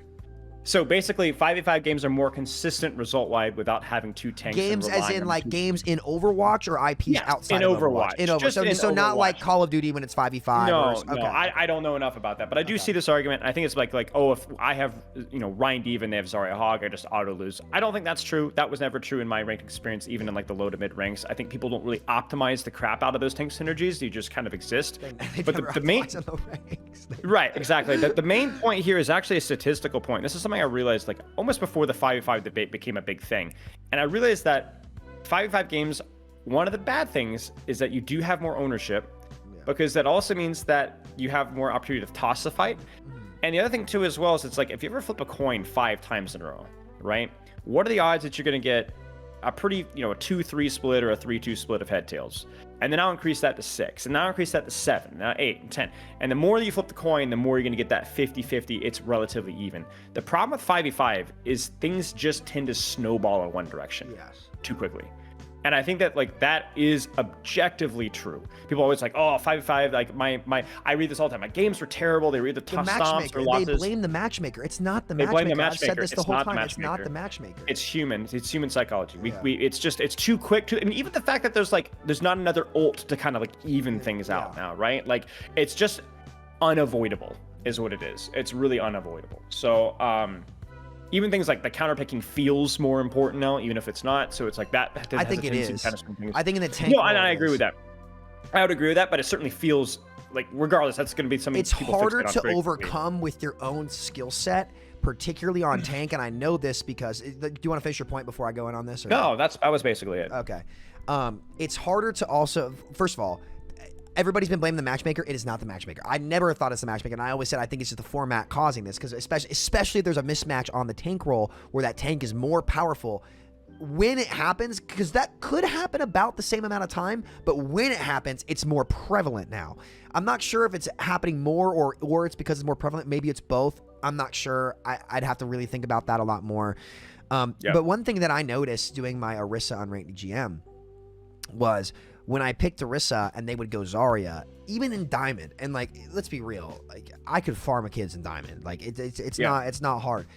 The game became so much more difficult, and I could not directly outplay my counterpart because of the more health, because he has double bubbles. I was way more reliant on my supports, and like my player agency, my ability, my player skill did not matter nearly as much. I would say that picking the right character in Overwatch 1, at least in ranked and players that you were better than, I would say picking the right character was like maybe 30-40% of like what you could do, but like 60-70% of like you still could outskill it, right? It was that much more. Right. I would say those numbers feel flipped on tank in this game, where like I was like, guys, like, and this was a Orisa meta too. I can't fucking kill this guy. Like he should, like, and I could point out the exact points where he should have died here. He should have died here. He missed his bubble here. But because the stats were raised, and this is what I really want to question you on. Because the stats were raised so much on top of the abilities being a lot better, like there was less opportunity for me to pierce and punish a mistake. Yeah. Do you think that maybe, and let's talk about potential solutions to fix 5v5, right? Yeah. Let's talk about this first, if you're down to transition to it. Yeah, works for me. Let's do it. Do you think that maybe the tanks having more health was something that we gaslit ourselves into, and they don't actually need those kind of stats? Because if they don't have the stats, sure, they're more weak to DPS. Support abilities are stronger, though. They now have less headshot and crit, which I think is a bad change. I don't like that.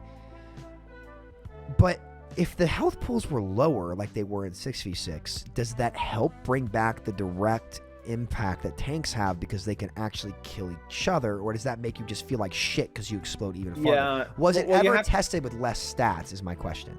I don't know that. The thing that you have to balance is you have to, like, the funny thing is a lot of the solutions to like tank are like making the one tank less actually impactful in the battlefield, but make it feel more impactful. So like right now, it's like tank is very impactful, but it doesn't feel very impactful because the impact it has is through basically baiting attention and just absorbing stuff, right? So what you're saying is that like if we reduce the health pools, then that gives us the excuse to be able to allow tanks to do more things. The problem is that like if you reduce, like let's just say we just took Orisa, reduced her by 100 HP, it would feel just like Orisa but worse unless you gave Orisa something else to do too. Yeah. Like if you gave that helicopter Orisa, you know what I'm saying? Fuck. Like you have to give. Okay, you got to let me cook. But like you have to give them the option to do something else. Otherwise, they're just. And this is why I took the side of 6v6. I realized no matter how you change this, you can't bring back the gameplay loop of direct options where there were two tanks on each team like exchanging, and that's how a lot of tanks are able to get value. So my two solutions have been, whether they're better to the 66, I think no, but they're certainly more directly accessible with where we're at right now. One suggestion I actually talked with, I can't remember who it was about this, was hitbox sizes, where it's like, it's the psychology of the bigger the target, the more attractive the target is. Is that something that they said that they hadn't really toyed with it as much, but I do think if you look at like characters like Junker Queen, right?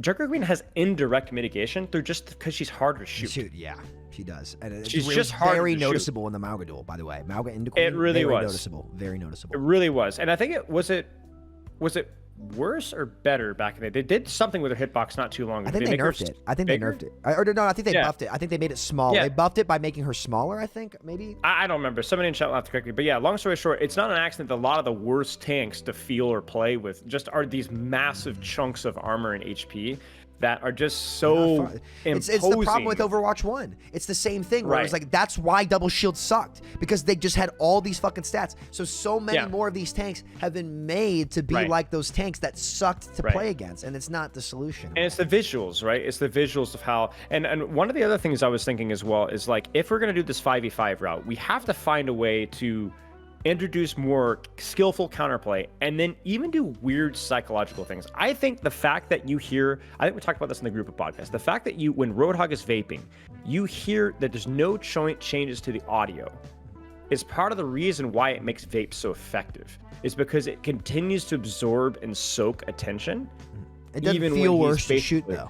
It doesn't feel worse to shoot, right? And there's a lot of examples like that. There's like even armor, right? Armor sounds exactly like normal HP, even if the damage of what you're doing. And I see myself doing fucking no damage on Tracer and shit when you're shooting at Winston or like any of these other characters. Right. Dude, it's so you just do nothing to the armor anymore. Right. And one of the first things I talk about these bronze, silver, and gold players is that everybody focuses tank way too much when they're losing fights, and they could be taking, you know, off angles and even just they'll be on the off angle and there's a Zenyatta right in front of them. They're shooting the Reinhardt because he's just easier to shoot, right? And I'm like, yo, you could miss half of your shots, and this is going to matter a lot more. And again, that's where we have to go back to, like, why is the design encouraging that? Is that the hitbox size? Is it the audio queue? Obviously, 66 fixes this issue infinitely easier, but we're here now. So what are we going to do with it right now if we're not going to go back to 66? One other thing I think as well is that, like, when I talked about like the skillful counterplay, if I as an Orisa cannot choose my position besides standing on cart, then of course I'm going to have 1,000 trillion HP and javelin spin and fortify and an ultimate that also gives me fortify, because I can't do anything but shoot tank. I can't reach you. And there's no way around it, unfortunately. There's no way. Well, I disagree with that. That's where I think that, like, that's where I did the whole like tank rework project. So we cooked, we went through, like, even Malga, right? Why is the Malga gameplay loop burn? Because the guy is the size of, he's like a freaking blimp, right? And his shotgun things matter too much, right? Like if he had to alternate weapons and then use his slam and then had something besides Kardec, or Kardec was for him only, this character now is like an actual, like, really cool dive, off angle, flank, use duelist, DPS guy, but he doesn't do that. And I think that that's where, like, you start to have to look at design. I'm always mobility pilled a lot of time. I don't think you have to have mobility, of course, but I think, like, even it's not an accident that all the most miserable tank characters in the game are the ones that have nothing but mitigation and very, very limited mobility. I think there's a reason why that's the case. There's no skill expression. I agree with you, but those heroes have the unique identities that, like, they can't exist in this game, and that's my whole point as to why 66. Oh, I agree with that. But my point is that I freaking hate that identity anyway. I hate it too. I mean, I hate it too, which is why in 66, which is why in 66 you would be able to hate it less because they would have less health. So True. There's two parts of this conversation. There's two parts of this conversation. One, I want to establish here. I think we both kind of did that in 6v6.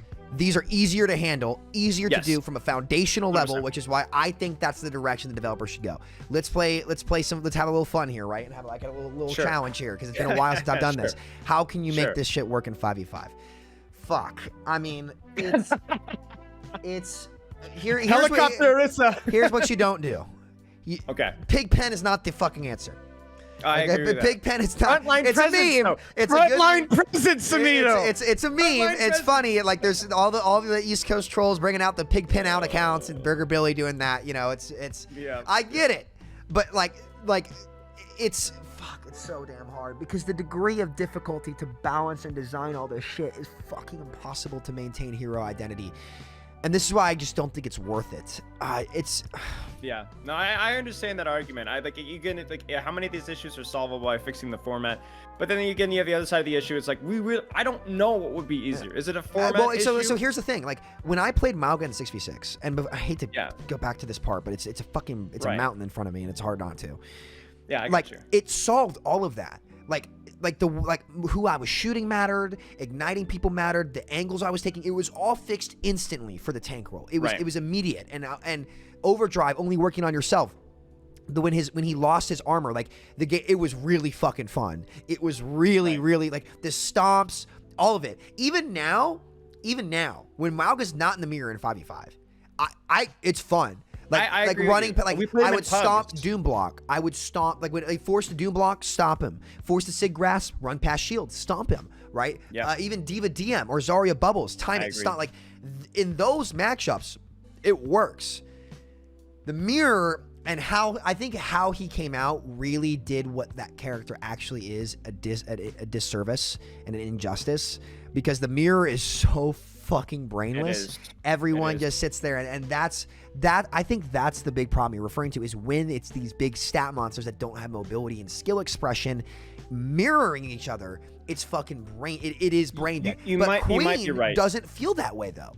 Queen doesn't feel that way in the mirror. Right, because it's the knife and the shout. Well, it's the knife and the shout, exactly. It's the miniature mobility. Because the thing is, that people are like, oh, Spilo wants everything to be a dive tank. No, because Queen's not a dive tank. Has that little bit of mobility, right? Even Malga, right? Has the stomp. That's the most fun aspect part of his kit, in my opinion. So I understand what you're saying. For me, the reason why I have always looked at things under the 5v5 lens is because I'm just assuming that's where we're going. And so I'm gonna be like, all right, so what's going to be the solution here? Because whether we go back to 66, great.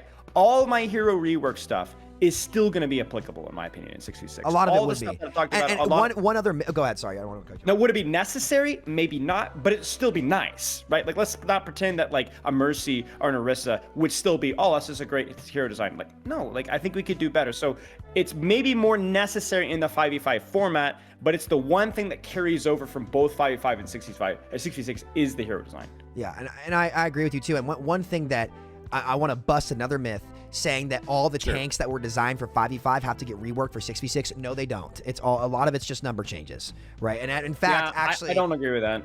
Yeah, I agree with you. I agree with you. I think I think it's the same. It's and vice versa. Like they transition well. It's just like the gameplay loop offerings, particularly that 6v6 offers, like I think makes it easier than people believe. But you're right. Like both are applicable and both can be done. And anybody who's saying to you that Spilo's trying to make every tank a dive tank, like Queen is not a dive tank, but like anytime she's played, the game feels fucking fun. Like dude, I was playing Queen all week this week, and it was really fun. And I was gapping and like that. Those are the kinds of heroes, and this is where you're right. It's not as simple as 5v5 or 6v6. There's a ton of other factors that come into it. Hero design absolutely being a big part of that.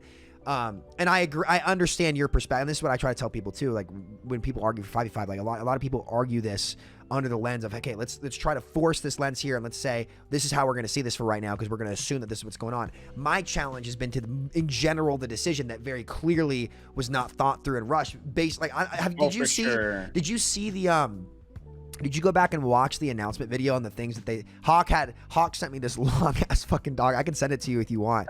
Please, And in hindsight, it's very interesting to see what they have to say because like they very clearly, they knew the problems were there. They knew the solo tanking felt bad. They knew they were there, and they literally just said, okay, we're shaking up the board. And that's my big problem about why I hate this format so much. It's that all they've done in Overwatch 2 is repeatedly reshake the board, and it's left so many heroes behind. I can't play Mei in comp anymore. I can't. And I loved playing Overwatch 2 Mei, like before season 9, she like in season 4 and 3, like I started picking a ton of Mei, and I was like, everyone thought she was horrible, and I was like, hold on. I have 100 DPS on my freeze. I hit rank 13 playing one tricking Mei. Well, you just take any angle that you want. Yeah, exactly. And she wasn't bad at dueling because you could one shot in the head and then 2-tap in the body. If it was like a headshot body shot was it. You saw the VOD against Vegas, right? That's all I was doing all game. I was taking duels. Like she wasn't bad at dueling. Even Junkrat's kind of gone now. Farah's the new Junkrat. These freaking Farah players, man. Hanzo is like, I know they said his stats are doing well, just fucking feels miserable to play. And I don't want to see that happen to more heroes in any role. You know, I don't want to see that. But I understand that. But back I want to talk to you really quick. Go ahead, You really quick. No, finish your thought because I was just gonna take it right back. I didn't want to go back off. Yeah, no, I want to talk about like the Orisa versus Zarya example because I think that's like a really important thing here with the 5v5 tank experience and why I think hero design is so important and maybe exacerbated. Is because the problem is that we say, okay, Orisa versus Zarya, it's a bad matchup. Well, we need to ask ourselves, like, why is that the case? Why is that the case? And the answer is that there's no way for the Orisa to outplay Zarya. I mean, I don't know what's the case anymore with no fall off, but like back in the day, like season 1, season 2. Even now, this was when the no fall off change was there. I still couldn't, I couldn't do it. I could not. I had to be like, you could see the mistakes that Zarya made. I called them out and I was like, I can't fucking pierce this mistake. Right. So that's the thing right there. Is like when you have tanks that don't have options of outplaying their opponent, that is when you really start to have the major problem. And I really like one of the points you made here. This is one of the notes I took from one of your videos, was that a lot of times in Overwatch 2, instead of giving these characters like a more expansive or dynamic kit, they did what they did. They just made it even better at what they did. D.Va's a great example. Just DM. We don't have anything to enable anymore. So what are we going to do? Oh, we're going to give her an extra second of Matrix, but that doesn't help her to do more things that much. It's strong, but it's only strong in niche situations. And it's often very frustrating to play versus without actually making D.Va a good character. If they really wanted to make D.Va work in a 5v5 environment, one of the things they should start with is how freaking slow she is in her boosters and how freaking slow she is when she shoots. The map has opened up. You need a dive tank that actually can move, not increase her matrix. Another example is the Zarya, right? What is Zarya really good at? Frontline pressure and enabling. What can Zarya do really well right now? Frontline pressure and enabling. But she still has the same limitations. So if you play Orisa versus Zarya, Orisa can't avoid the Zarya. You can't poke out the Zarya. You're down a cooldown. Your Fortify is not that good versus Zarya. Your Javelin spin is useless versus Zarya. Your Javelin is useless versus Zarya. Even your ultimate is useless. So it's basically, it took everything that the reworked Orisa was good at, and it just does more of it. But that's, if in 5v5, that's why it's like, without being homogenous, you have to have like dynamics and layers of how that tank executes. Otherwise, they do one thing and you're cooked. And it's like, and this is why I really feel for Alec. Like, there's just, these characters don't fit that in their identity, and it's just, it's so fucking hard to do it really that. is. You do have to kind of reinvent the wheel with some of these characters. Yeah, and for it's so frustrating. I think it's especially true with the enablers. I think it's especially true with the D.Va and Zarya. But I would argue even if you did that to D.Va, though, even if you give her more speed, even if you do all that, it doesn't make up. Like, for the player, it just feels more stressful, and that single tank like experience is just more stressful still, because and now you're spread even more thin, and you have to do all these things, and it never will recreate what having the gameplay loop options and direct value options you had when there were two lower health tanks in front of you and one that you had to work with or didn't work with, whatever. Just being there mattered, and this is where I really hate, and this is why I ended up on the 6v6 side. You see like how my logic's going? It's like, I understand you just fucking bounce back and forth, and I sit in the lens and I think I can't fucking fix this. There's just no damn way. I think that's part of the reason why I've like not leaned towards 5v5, but I've been always more leaning towards it than some of the other people. Is because I think it's because of my hubris when it comes to hero redesigns. I think that I could fix any hero. I could fix her, but like, I'm like that with every hero. You know? I wouldn't like, say that's hubris. That's not. You know? Well, I wouldn't say it's. It's a little bit. It's a little bit, but like, but I think, but people also don't understand. I don't think that's a bad thing. And this is, you know, we could talk about, oh God, I'm turning into awkward. We could talk about ego a little bit here, right? But I think, because I recently watched Blue Lock, loved Blue Lock. But, you know, I think that line of thinking is essential to being able to put yourself out there and grow and challenge ideas. Like, that's a healthy part of growth, and the way that you've approached it, I think, has been totally fine. But it's worth swinging the bat on it. I think it is. Right. It's just... Sure. I'm fortunate because I don't have to make the decisions for the game, right? I don't have to be the guy that weighs whether it's the hero design or whether it's worth it, like re-question how we're formatting this game. So I get to kind of sit back in my easy chair and pretend that I have all the, I'm the Monday morning quarterback, you know what I'm saying? Like that's me in the Overwatch scene, right? So all the EU people are confused by that, but yeah, I mean that's basically where I'm at. So okay, I want to go down the list here. I want to give Pro 66 points here. I want to see if I miss anything. So Pro 66 balances the psychological focus of one tank, takes the pressure, psychologically, like you just said it, right? The pressure of, oh, I'm the tank, I have to do the job, and the direct pressure off of one tank by splitting. And when you make the mistake, it's not fucking fight over. There's still a chance to turn it. Sure. I will say that that's a little bit overblown personally, because you can. What's the point of a tank? Well, take space. It's well, neutral. there's one fewer tank, so that you can already take the space anyway. I've noticed that a lot in Overwatch 2. Is like just a 4v5 is way worse in Overwatch 2 than 5v6 in Overwatch 1, just mathematically. Yes, yeah. But in Overwatch 2, if you're able to take the space, I actually see this all the time. People will go lose the high ground or lose the angles to go chase that one kill, and because they try to get that one kill, they lost the space, and it's easier to get that space in Overwatch 2. I'm getting like mumbo jumbo calculus here, but you got to bear with me. Okay, number 2, provides fun tank synergies. Not a problem as long as the synergies are skillful. We've talked about this. Yeah, I think people in general in the lower ranks just enjoyed being able to do that. Like, overall, I think people just had more fun. Like, it was just, this is the comment I've seen a lot. It's like, and a lot of casuals will come on, and you know, on the group up where there's a lot of times where people were trying to speak for the casual player, and I saw a ton of comments come in and be like, look, like, these people aren't speaking for me. Like, I don't give a fuck what was meta at high-low play. I just had fun doing this. Like, there was more for me to do regardless of what it is, and I think a lot of people enjoy that. I have a hard time like putting a blanket statement on that and saying that's a fact, right? Because it's how people feel. But I think I'm not going to try to argue that less is more. That's what I'm not going to try.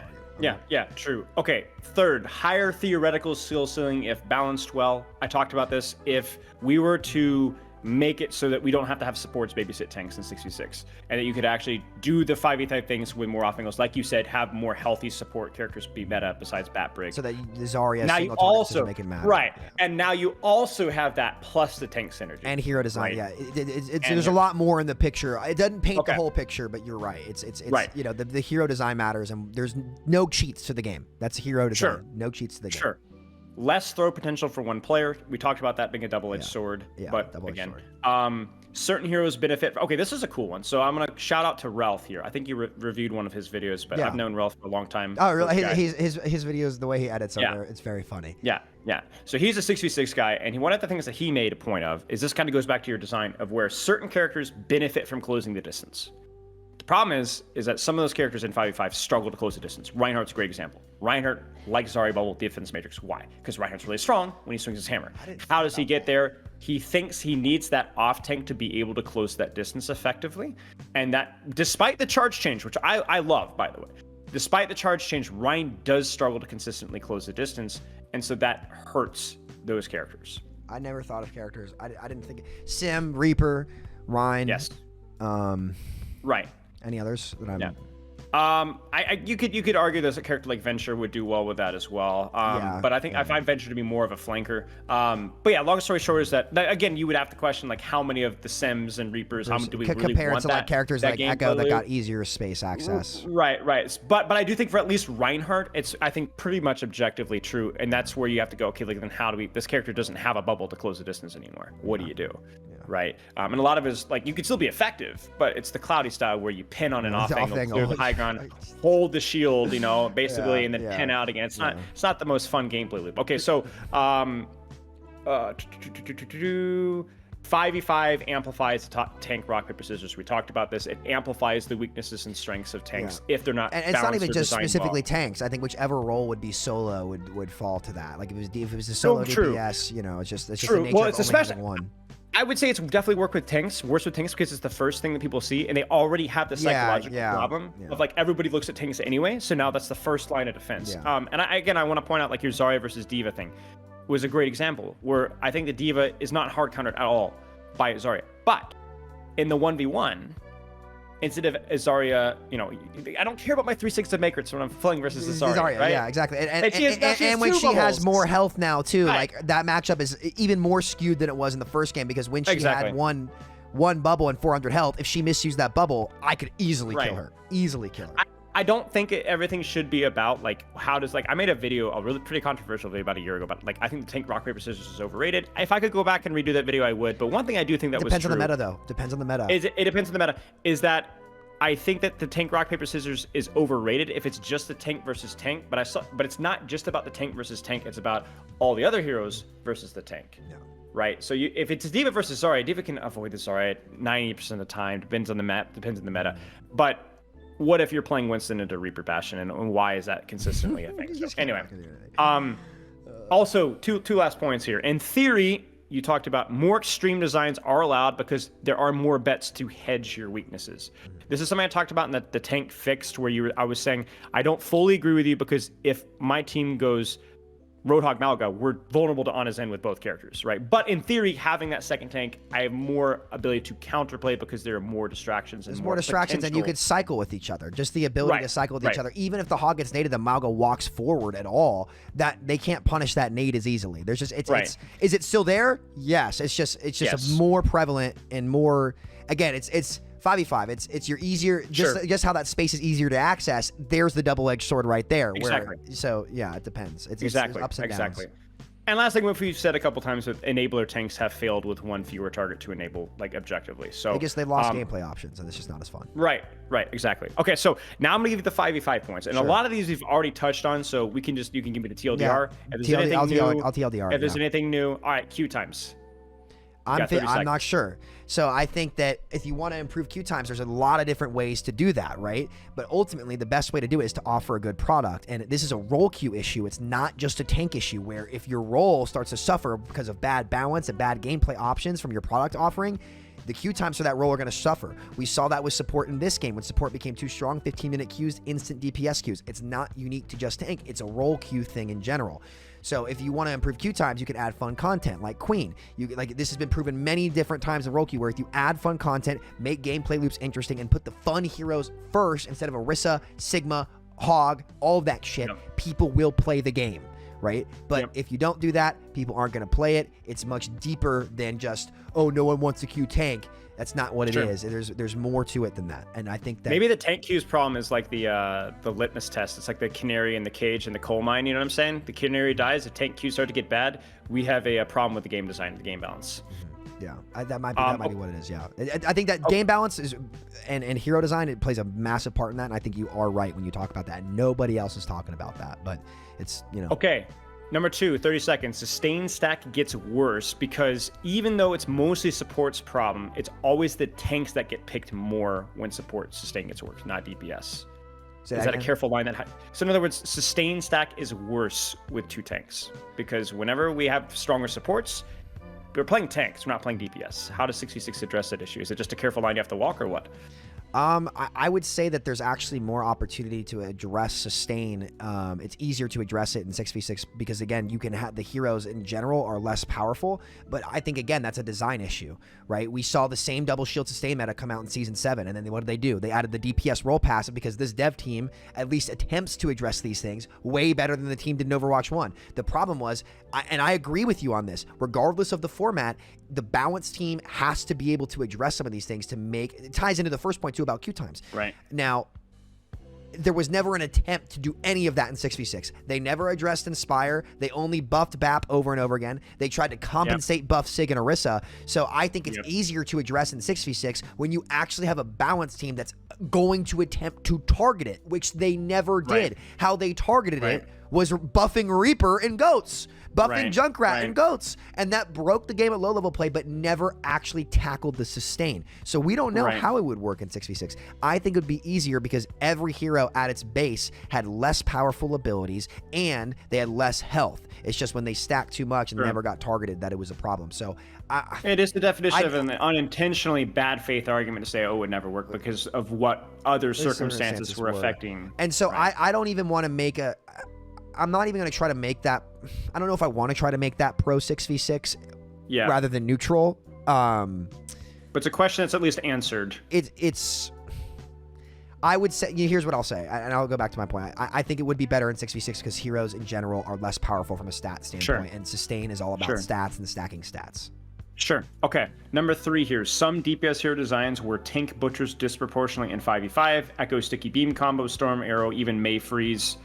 May wall was a huge cancer for tanks in Overwatch 1. The increase of the health pools, while being a not good change, but in a vacuum, as we talked about, I think more brainful counterplay, it did make it easier to focus the one tank down because you didn't just die to a sticky echo beam or being frozen instantly dead.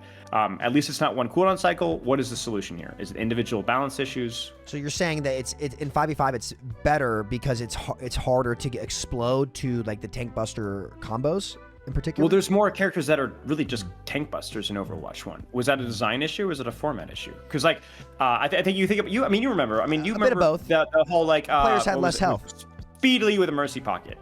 Every tank just dies instantly. Yes, right. And it was both. I remember when this. It was both. Right. Okay. It was. Okay. I was always a storm arrow hater. Always. I always said nerf the storm arrows because just shelling out 6 of these is fucking stupid, right? 6 of them are on launch. Right. So I think it's both in that, yes, the tanks had less health in general, so it would be easier to tank bust them, but part of it was the design. Hanzo did not need 5 storm arrows.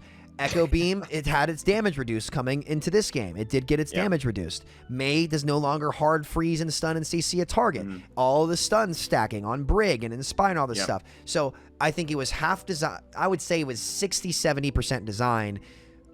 Because you know what? It wasn't a problem at the start of Overwatch aside from Scatter Arrow, right? Because and guess what happened to Scatter Arrow? When I was one-shotting Orissa's in the feet, right? You know, it's gone. Right. So I think it is a bit of both, but it wasn't to the point where if those things got tuned down in 6v6, it would feel fucking miserable for the tank constantly. It actually felt better because you could actually have a tank exchange that mattered, right? So I would say both. I would say it's a little bit of both, but mostly design. I don't need 5 or 6 storm arrows as Hanzo. Echo Beam did not need 200. 200 was it? Yeah, it You don't might have need been that. more. You don't It need was that, ridiculous. right? You don't need that. You don't need. Okay. I actually think Reaper was okay because he couldn't do anything else. But Yeah, he true. couldn't do anything else. True. Okay. We talked about this one earlier, but I guess just like your TLDR of this one is that in 66, it limited your support duo options because with double the health pool, essentially, not quite, you needed more healing output. You basically needed a main healer in every composition that you ran. It was difficult in ranked, and it also meant that you were more limited with support design because you had to have a support. Like, for example, Kiriko would have been trickier to work in Overwatch 1 if she was not able to output as much healing. I think she puts too much healing right now, but like let's say that they were to nerf or sustain, you wouldn't be able to lean into that many designs as possible. I disagree. I actually played Lucio Kyrie in 6v6, and it definitely was harder, but it was fine. I think that the reason why you need healers to have supports. Don't kill me, ML7. Hey, you know what? I'm gonna interject I'm the first one who said that. I have a clip from 6.5 years ago, coaching a gold player. I came up with that. I don't think he actually took it from me, but I've been saying that for 6 years. I gotta be careful here. The only reason you started to need to run those types of healing is when, again, the DPS reworks got stronger and stronger for tank busting, and also the healers in general also got stronger and stronger. This was the big design flaw that Jeff Kaplan and Jeff Goodman had, where they thought they were making the game easier, but in reality, they were putting things in that cheated the game and were just more powerful. Right? You're right, actually, because for a long time, Zen Lucio was meta. Zen Lucio was meta in Original Dive. That was regarded to be the golden age. What was Overwatch League Season 1? Mercy Zen, right? Yeah, so it never was a problem. Those were considered to be the best days of the game outside of October 2020, why was October of 2020 so good? Because the big sustained supports weren't picked. That's why it was fun. And single target decision making and player agency was at its peak then, and that's why people regarded the game to be so good. So no, a lot of these heroes they would fit just fine. It was absolutely a design problem in terms of power creep, which apparently wasn't real until 2019 or 2020 when they finally figured out okay, maybe power creep was real. And the reality is that was design flaws that the original dev team had, and it just doesn't need to be that way. It does not need to be that way. I think the characters actually be able to fit in more organically than they were previously, and it actually makes the game a lot more fun when those individual decision-making things matter and the single target, like, okay, I need to be here or here or here. Yeah, I enjoy that more. Not everybody will, but I think that's better personally. Would you incorporate the out-of-combat heal that we have now into Overwatch 1? I think I was wrong about raging about that. I think the reason why I was so mad about that, because again, it didn't solve the problems the game has, right? Yes. It didn't solve any of the core issues the game had. It's just like your arm's broken, but you sprained your ankle, but we'll put ice on your ankle for you, right? So it's like, but when you're in agony from your arm, that's gonna be your challenge. Yeah. That's gonna be your challenge. I'm gonna have to hold you accountable to that because if every patch is not gonna be a format change. Yeah, I know, and that's where I can't be better. At some point, you have to give an objective opinion. And I will give an objective opinion. I was wrong about the quality of life, and actually, it was to the point where I said, hey, you guys should put this in the 6v6 code, and they were all like, no, and I was like, guys, like, trust me, if you want to convince them to come back with this, every good quality of life decision that you put in that makes this feel worse than the live game, you need to put in here or nobody's going to fucking take you seriously. So sometimes you have to concede. That's one I'm willing to concede on because, again, now it benefits Tracer a hell of a lot more than it benefits some of these other characters, right? Is it perfectly balanced? No, but it does help quality of life quite a bit. And, I wonder, you have to wonder, dude, what would have happened if that was around in GOATs. Because if the DPS players could have held those angles longer and been able to do it on their own without getting the heals against GOATs comp or something like that, you just have to wonder how that would phase the game. So I was wrong about that change. I think it was good. I think it was a good change. Okay, this next point I think we're just going to skip over because I think we've already addressed it. It's basically the idea that you just had a lot more healing responsibility in Overwatch 1. I think that's partly true, but I think that could have been helped with like this auto-combat heal passive thing. What can you define what you mean by like healing accountability and responsibility? Like let's put it this way. It's harder to make the right decision. I looked at my Grandmaster Ana gameplay. I found a game from like 2018 of me playing Ana in Grandmaster, and I'm not gonna lie, I wasn't that good at the game, right? I think I was missing some nade opportunities, but I did realize that it did feel like I was required to babysit my tanks a little bit more than I would in Overwatch 2. And I think that I know somebody in comments will be like, yeah, but that's your responsibility. Well, screw you, dude. Your opinion's bad. It's way more fun. Yeah, right, tanks are squishier. So I wonder, like, maybe that's just part of the necessary evil of, like, nothing's gonna be perfect, right? Yeah. Is that, like, could we find ways to mitigate that? Probably, surely, like. Well, I don't know. but you don't give Hanzo 6 storm arrows, five storm arrows. Yeah, that's true. You don't, that's you know, true. you don't have Echo Beam do 200 when she can burst combo. You don't have DPS Doomfist in the game, right? Yeah. So I think now I'm gonna make people mad with that one. Yeah. Some people. Yeah. Well, look, DPS Doom was a ton of fun, but I always said he was corny as hell. I loved playing DPS Doomfist, dude. Yeah. I was a monster. I loved it. It was so much fucking fun. But it was also bullshit, just as Brigitte and Bap were bullshit. That's literally why I picked Doom. Right. He was the only fucking DPS in my role, besides Echo, that could deal with the Brigs and the Dooms, that had a legitimate option through double shield. So he was the DPS equivalent of the cheat code. But are we really going to act like Genji was as good as DPS Doomfist into those comps? Come on. Into Moira? Come on. No, he wasn't. Right. And that's fine, you know? But, you know, like, I think... I disagree with you a little bit. I think that's also it was harder, yes, but I think that's what made the game beautiful.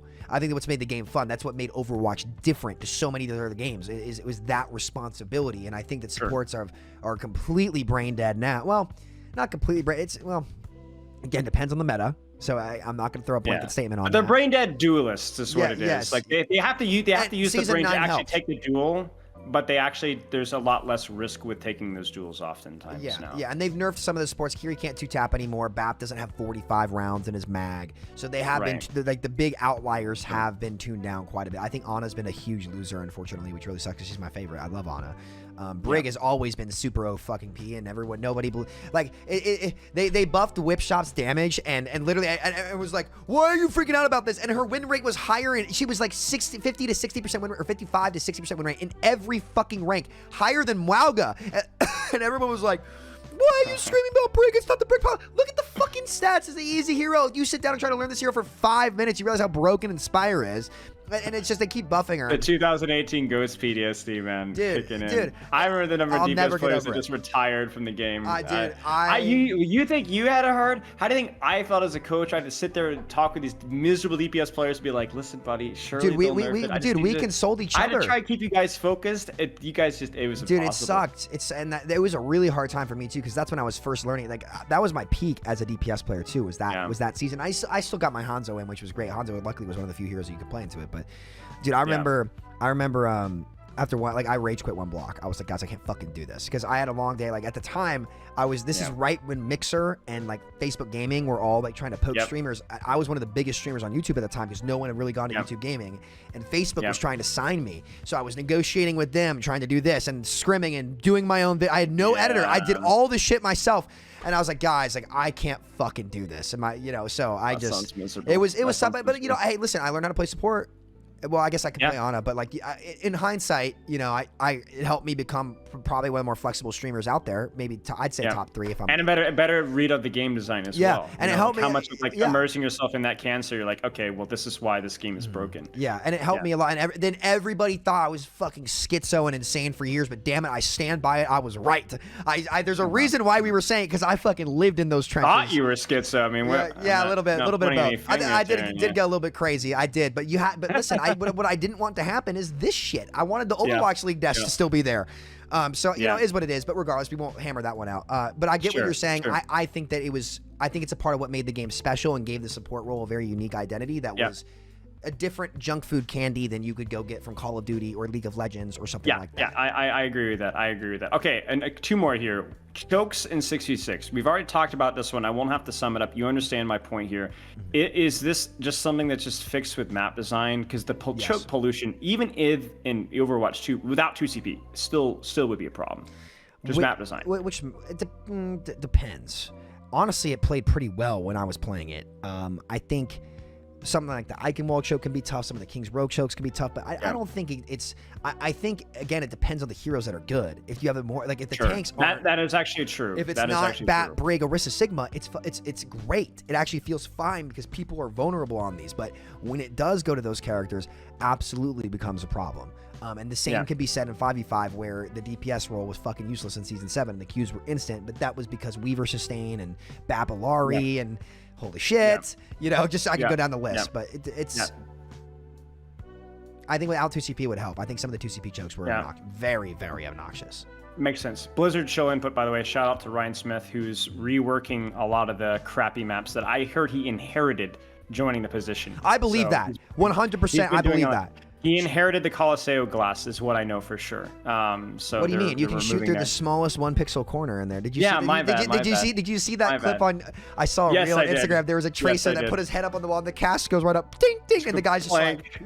Yeah. That's funny. I believe that 100%. Map design in this game has been horrible for years. Havana. They're beautiful maps. They look great, but like you can't tell me that the people who made them played this video game. I'm sorry. And listen, you can call me a doomer all you want. I'm a straight shooter. I don't give a shit. Havana, you want to know? Okay, story time. You're gonna get a kick out of this. Please. Do you want to know what made me fucking hate Havana so much? What? Was it Kai? Not Kai. Oh, this was still in Goat's meta, buddy. Oh, God. Fuck. We were either scrimming Atlanta or Envy. Oh, we cap second, okay?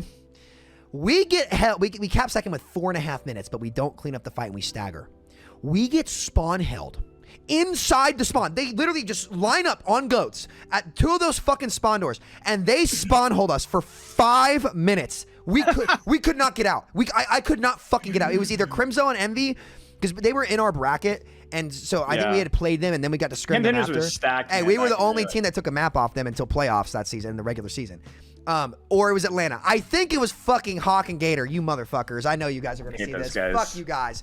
They spawn camped us for 5 minutes. And we weren't even bad. Like, we weren't even that bad. Like, we were okay. Like, we weren't Atlanta, obviously. But if we were in that bracket, I think we would have gone Gauntlet, because we were scrimming Legion. We were, dude, oh my God, I had Waters' number. Oh, when they tried, dude, I would start clapping when they would play. When they drove Genji Tracer into my hands. Dude, Glad stole our VODs. Did they really? Glad stole our VODs. And the reason we didn't make Gauntlet, we beat them. Salt Red's me about this all the time. Phase 2. Yeah, freaking ask Salt Shaker about Phase 2 scouting. They scouted our setup on Dorado ahead of time.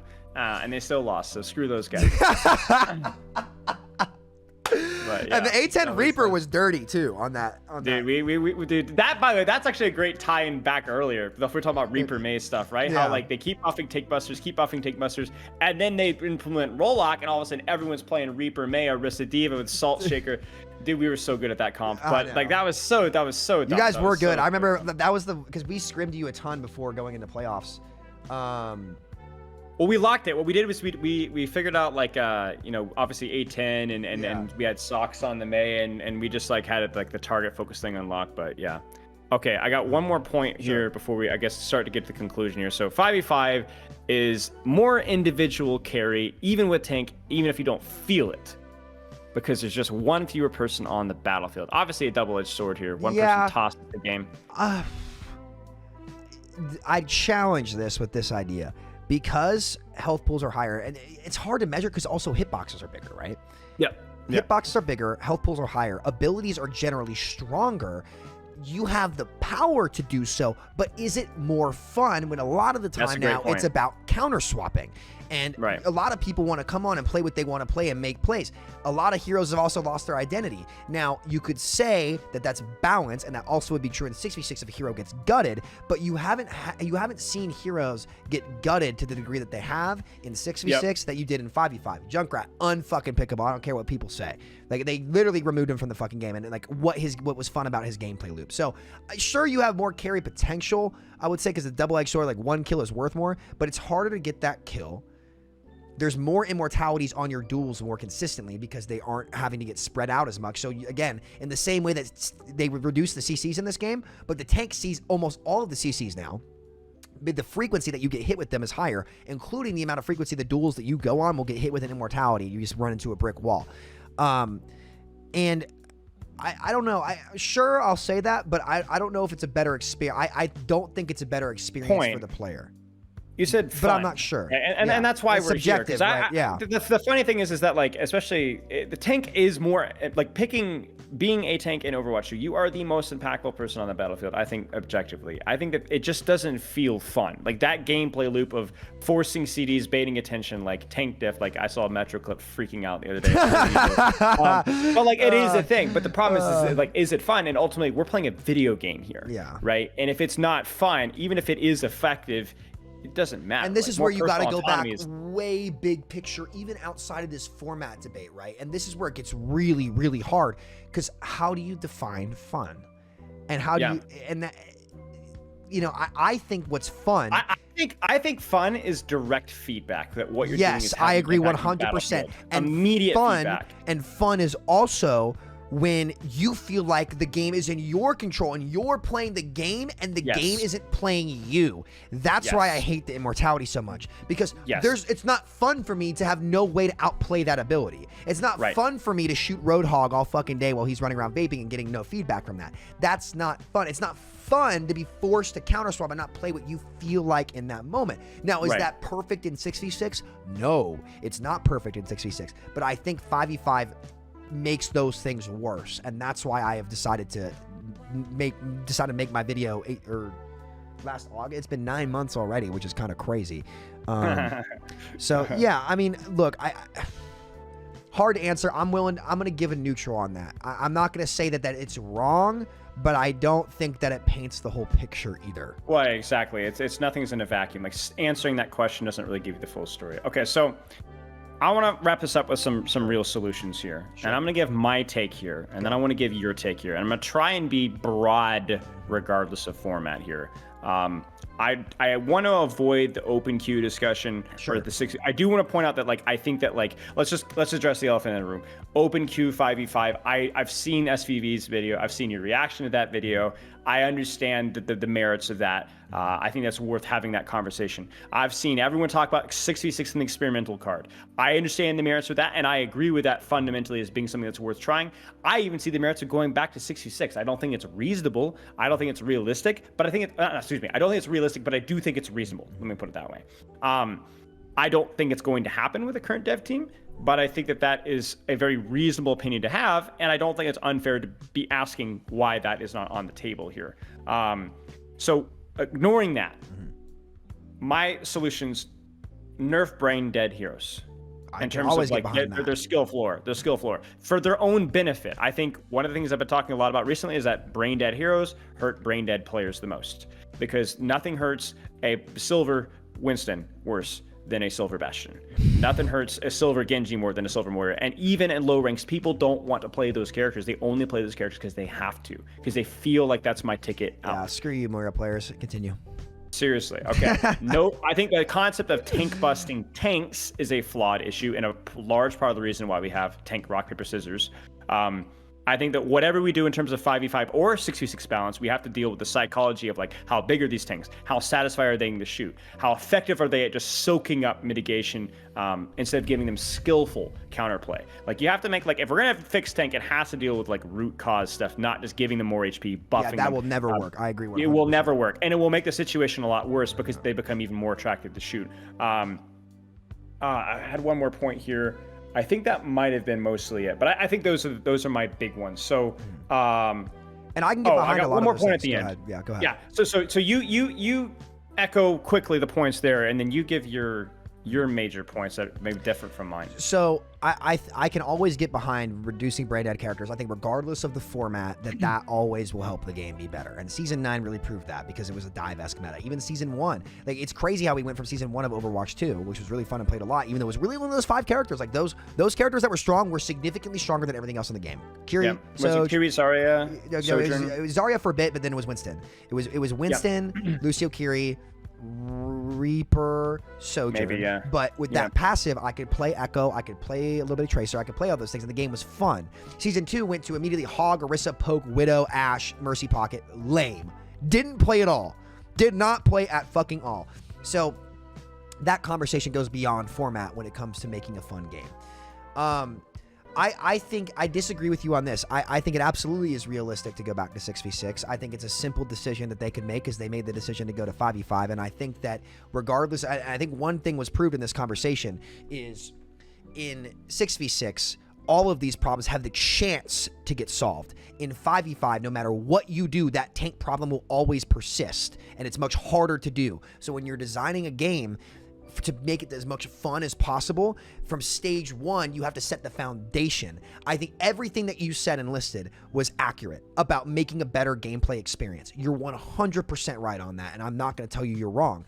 But those decisions go farther in 6v6 than they ever could in 5v5 because of those things that we talked about that 6v6 just automatically negates. Does 6v6 automatically fix the game to all the 6v6ers out there? No, it doesn't. You have to do the things that you said and explicitly named. You have to do the things that we talked about addressing in Overwatch 1.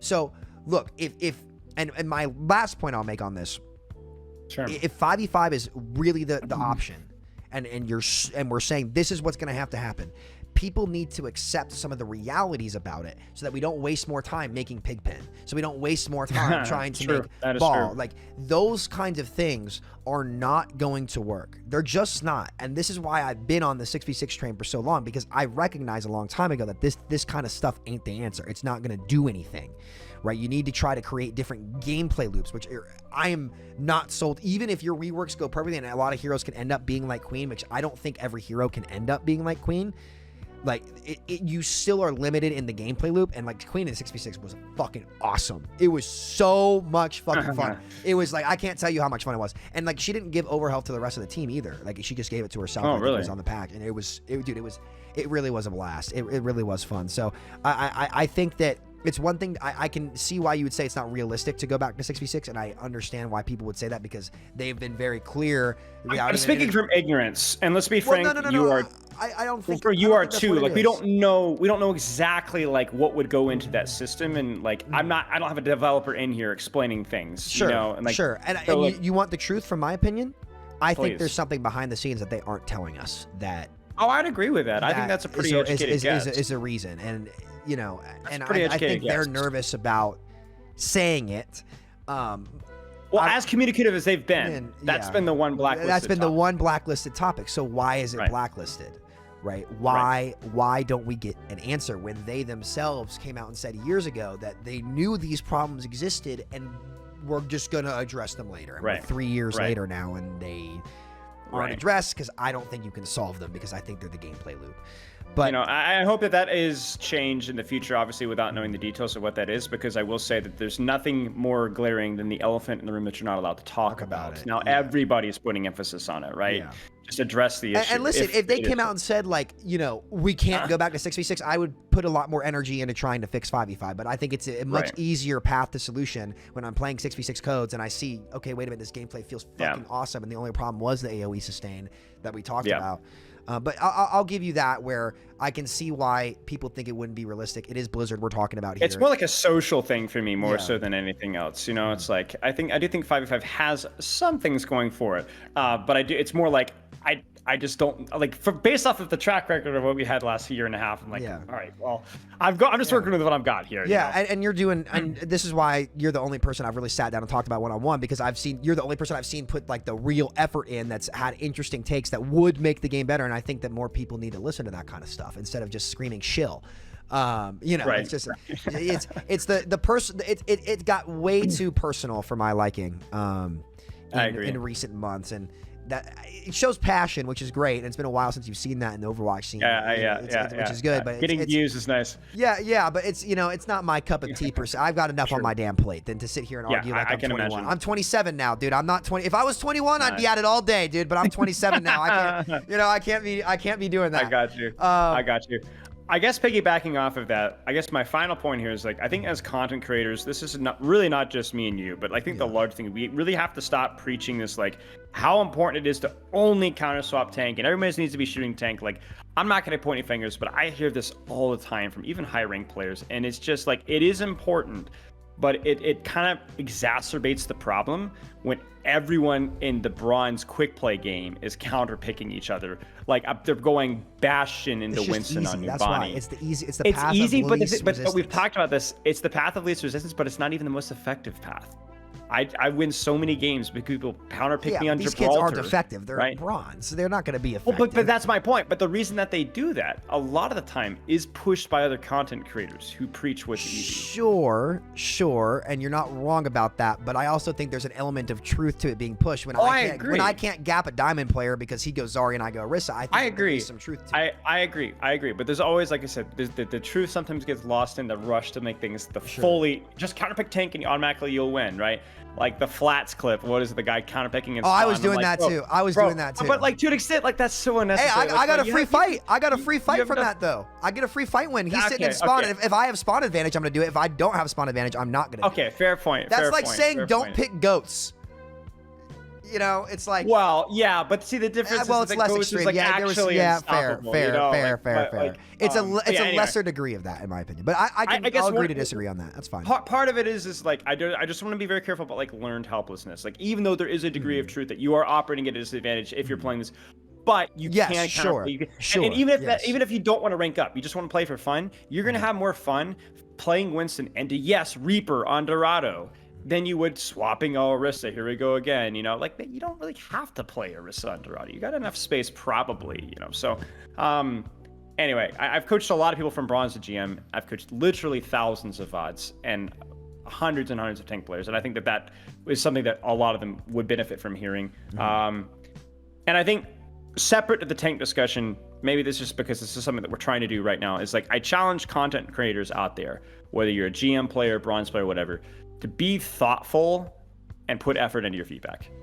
I think that I'm not going to be that. I'm not pointing fingers out there, but there's a lot of people out there, content creators, who like they just lose a couple of ranked games, they get mad, and they just got to type stuff out. I'm actually not even referring to you here, because I actually think you like. Oh, that's why it's so funny. Thumbnails and titles. I think you do put some thought and effort. Like you label it a little. Oh, it's not. Listen, I'm blaming Coach Mills, but I am accountable for it. You get the bag for it, right? But anyway, long story short, is that like a lot of the content creators, when you get to actually get the teeth of their feedback, it's just not good feedback. It's not thoughtful. It's like a lot of I think it's just because a lot of players get to high rank playing a certain set of heroes, and so they develop biases to those heroes. But like we talked about this in the group up podcast. You gotta think. You gotta like, and you really want to give feedback. You gotta think. You gotta be well-rounded. And that's why I was laughing too. Like, listen, I know what Coach Mills does. I say, listen, I asked him. I said, yo, like, hey, can we lay off the gas a little bit? He was like, dude, I'm cooking. And I was like, all right, listen, man, if you want to cook, you do your thing. I trust you. We're slack because if you get to the heart of the issue, you make good points, which is something I've always said. Well, that's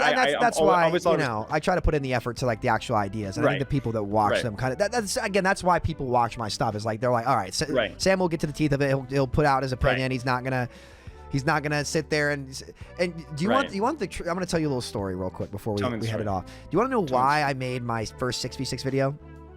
No, I don't. There was an episode of the Group Up podcast, and SVB asked the group. He goes, "Do we all think 5v5 is better?" And they all were just like, "Yep." And there wasn't even a discussion. I was like, "What the fuck? How the fuck are we not even gonna talk about this?" So then I sat there and I thought about it for a while. I was like, "Wait a minute." And so then I made my video, and then like, you can watch my first video where I was like, "Look, the goal is not to gaslight the devs or like start a fucking war." It ended up starting a war because I didn't realize. And this is another thing too, where.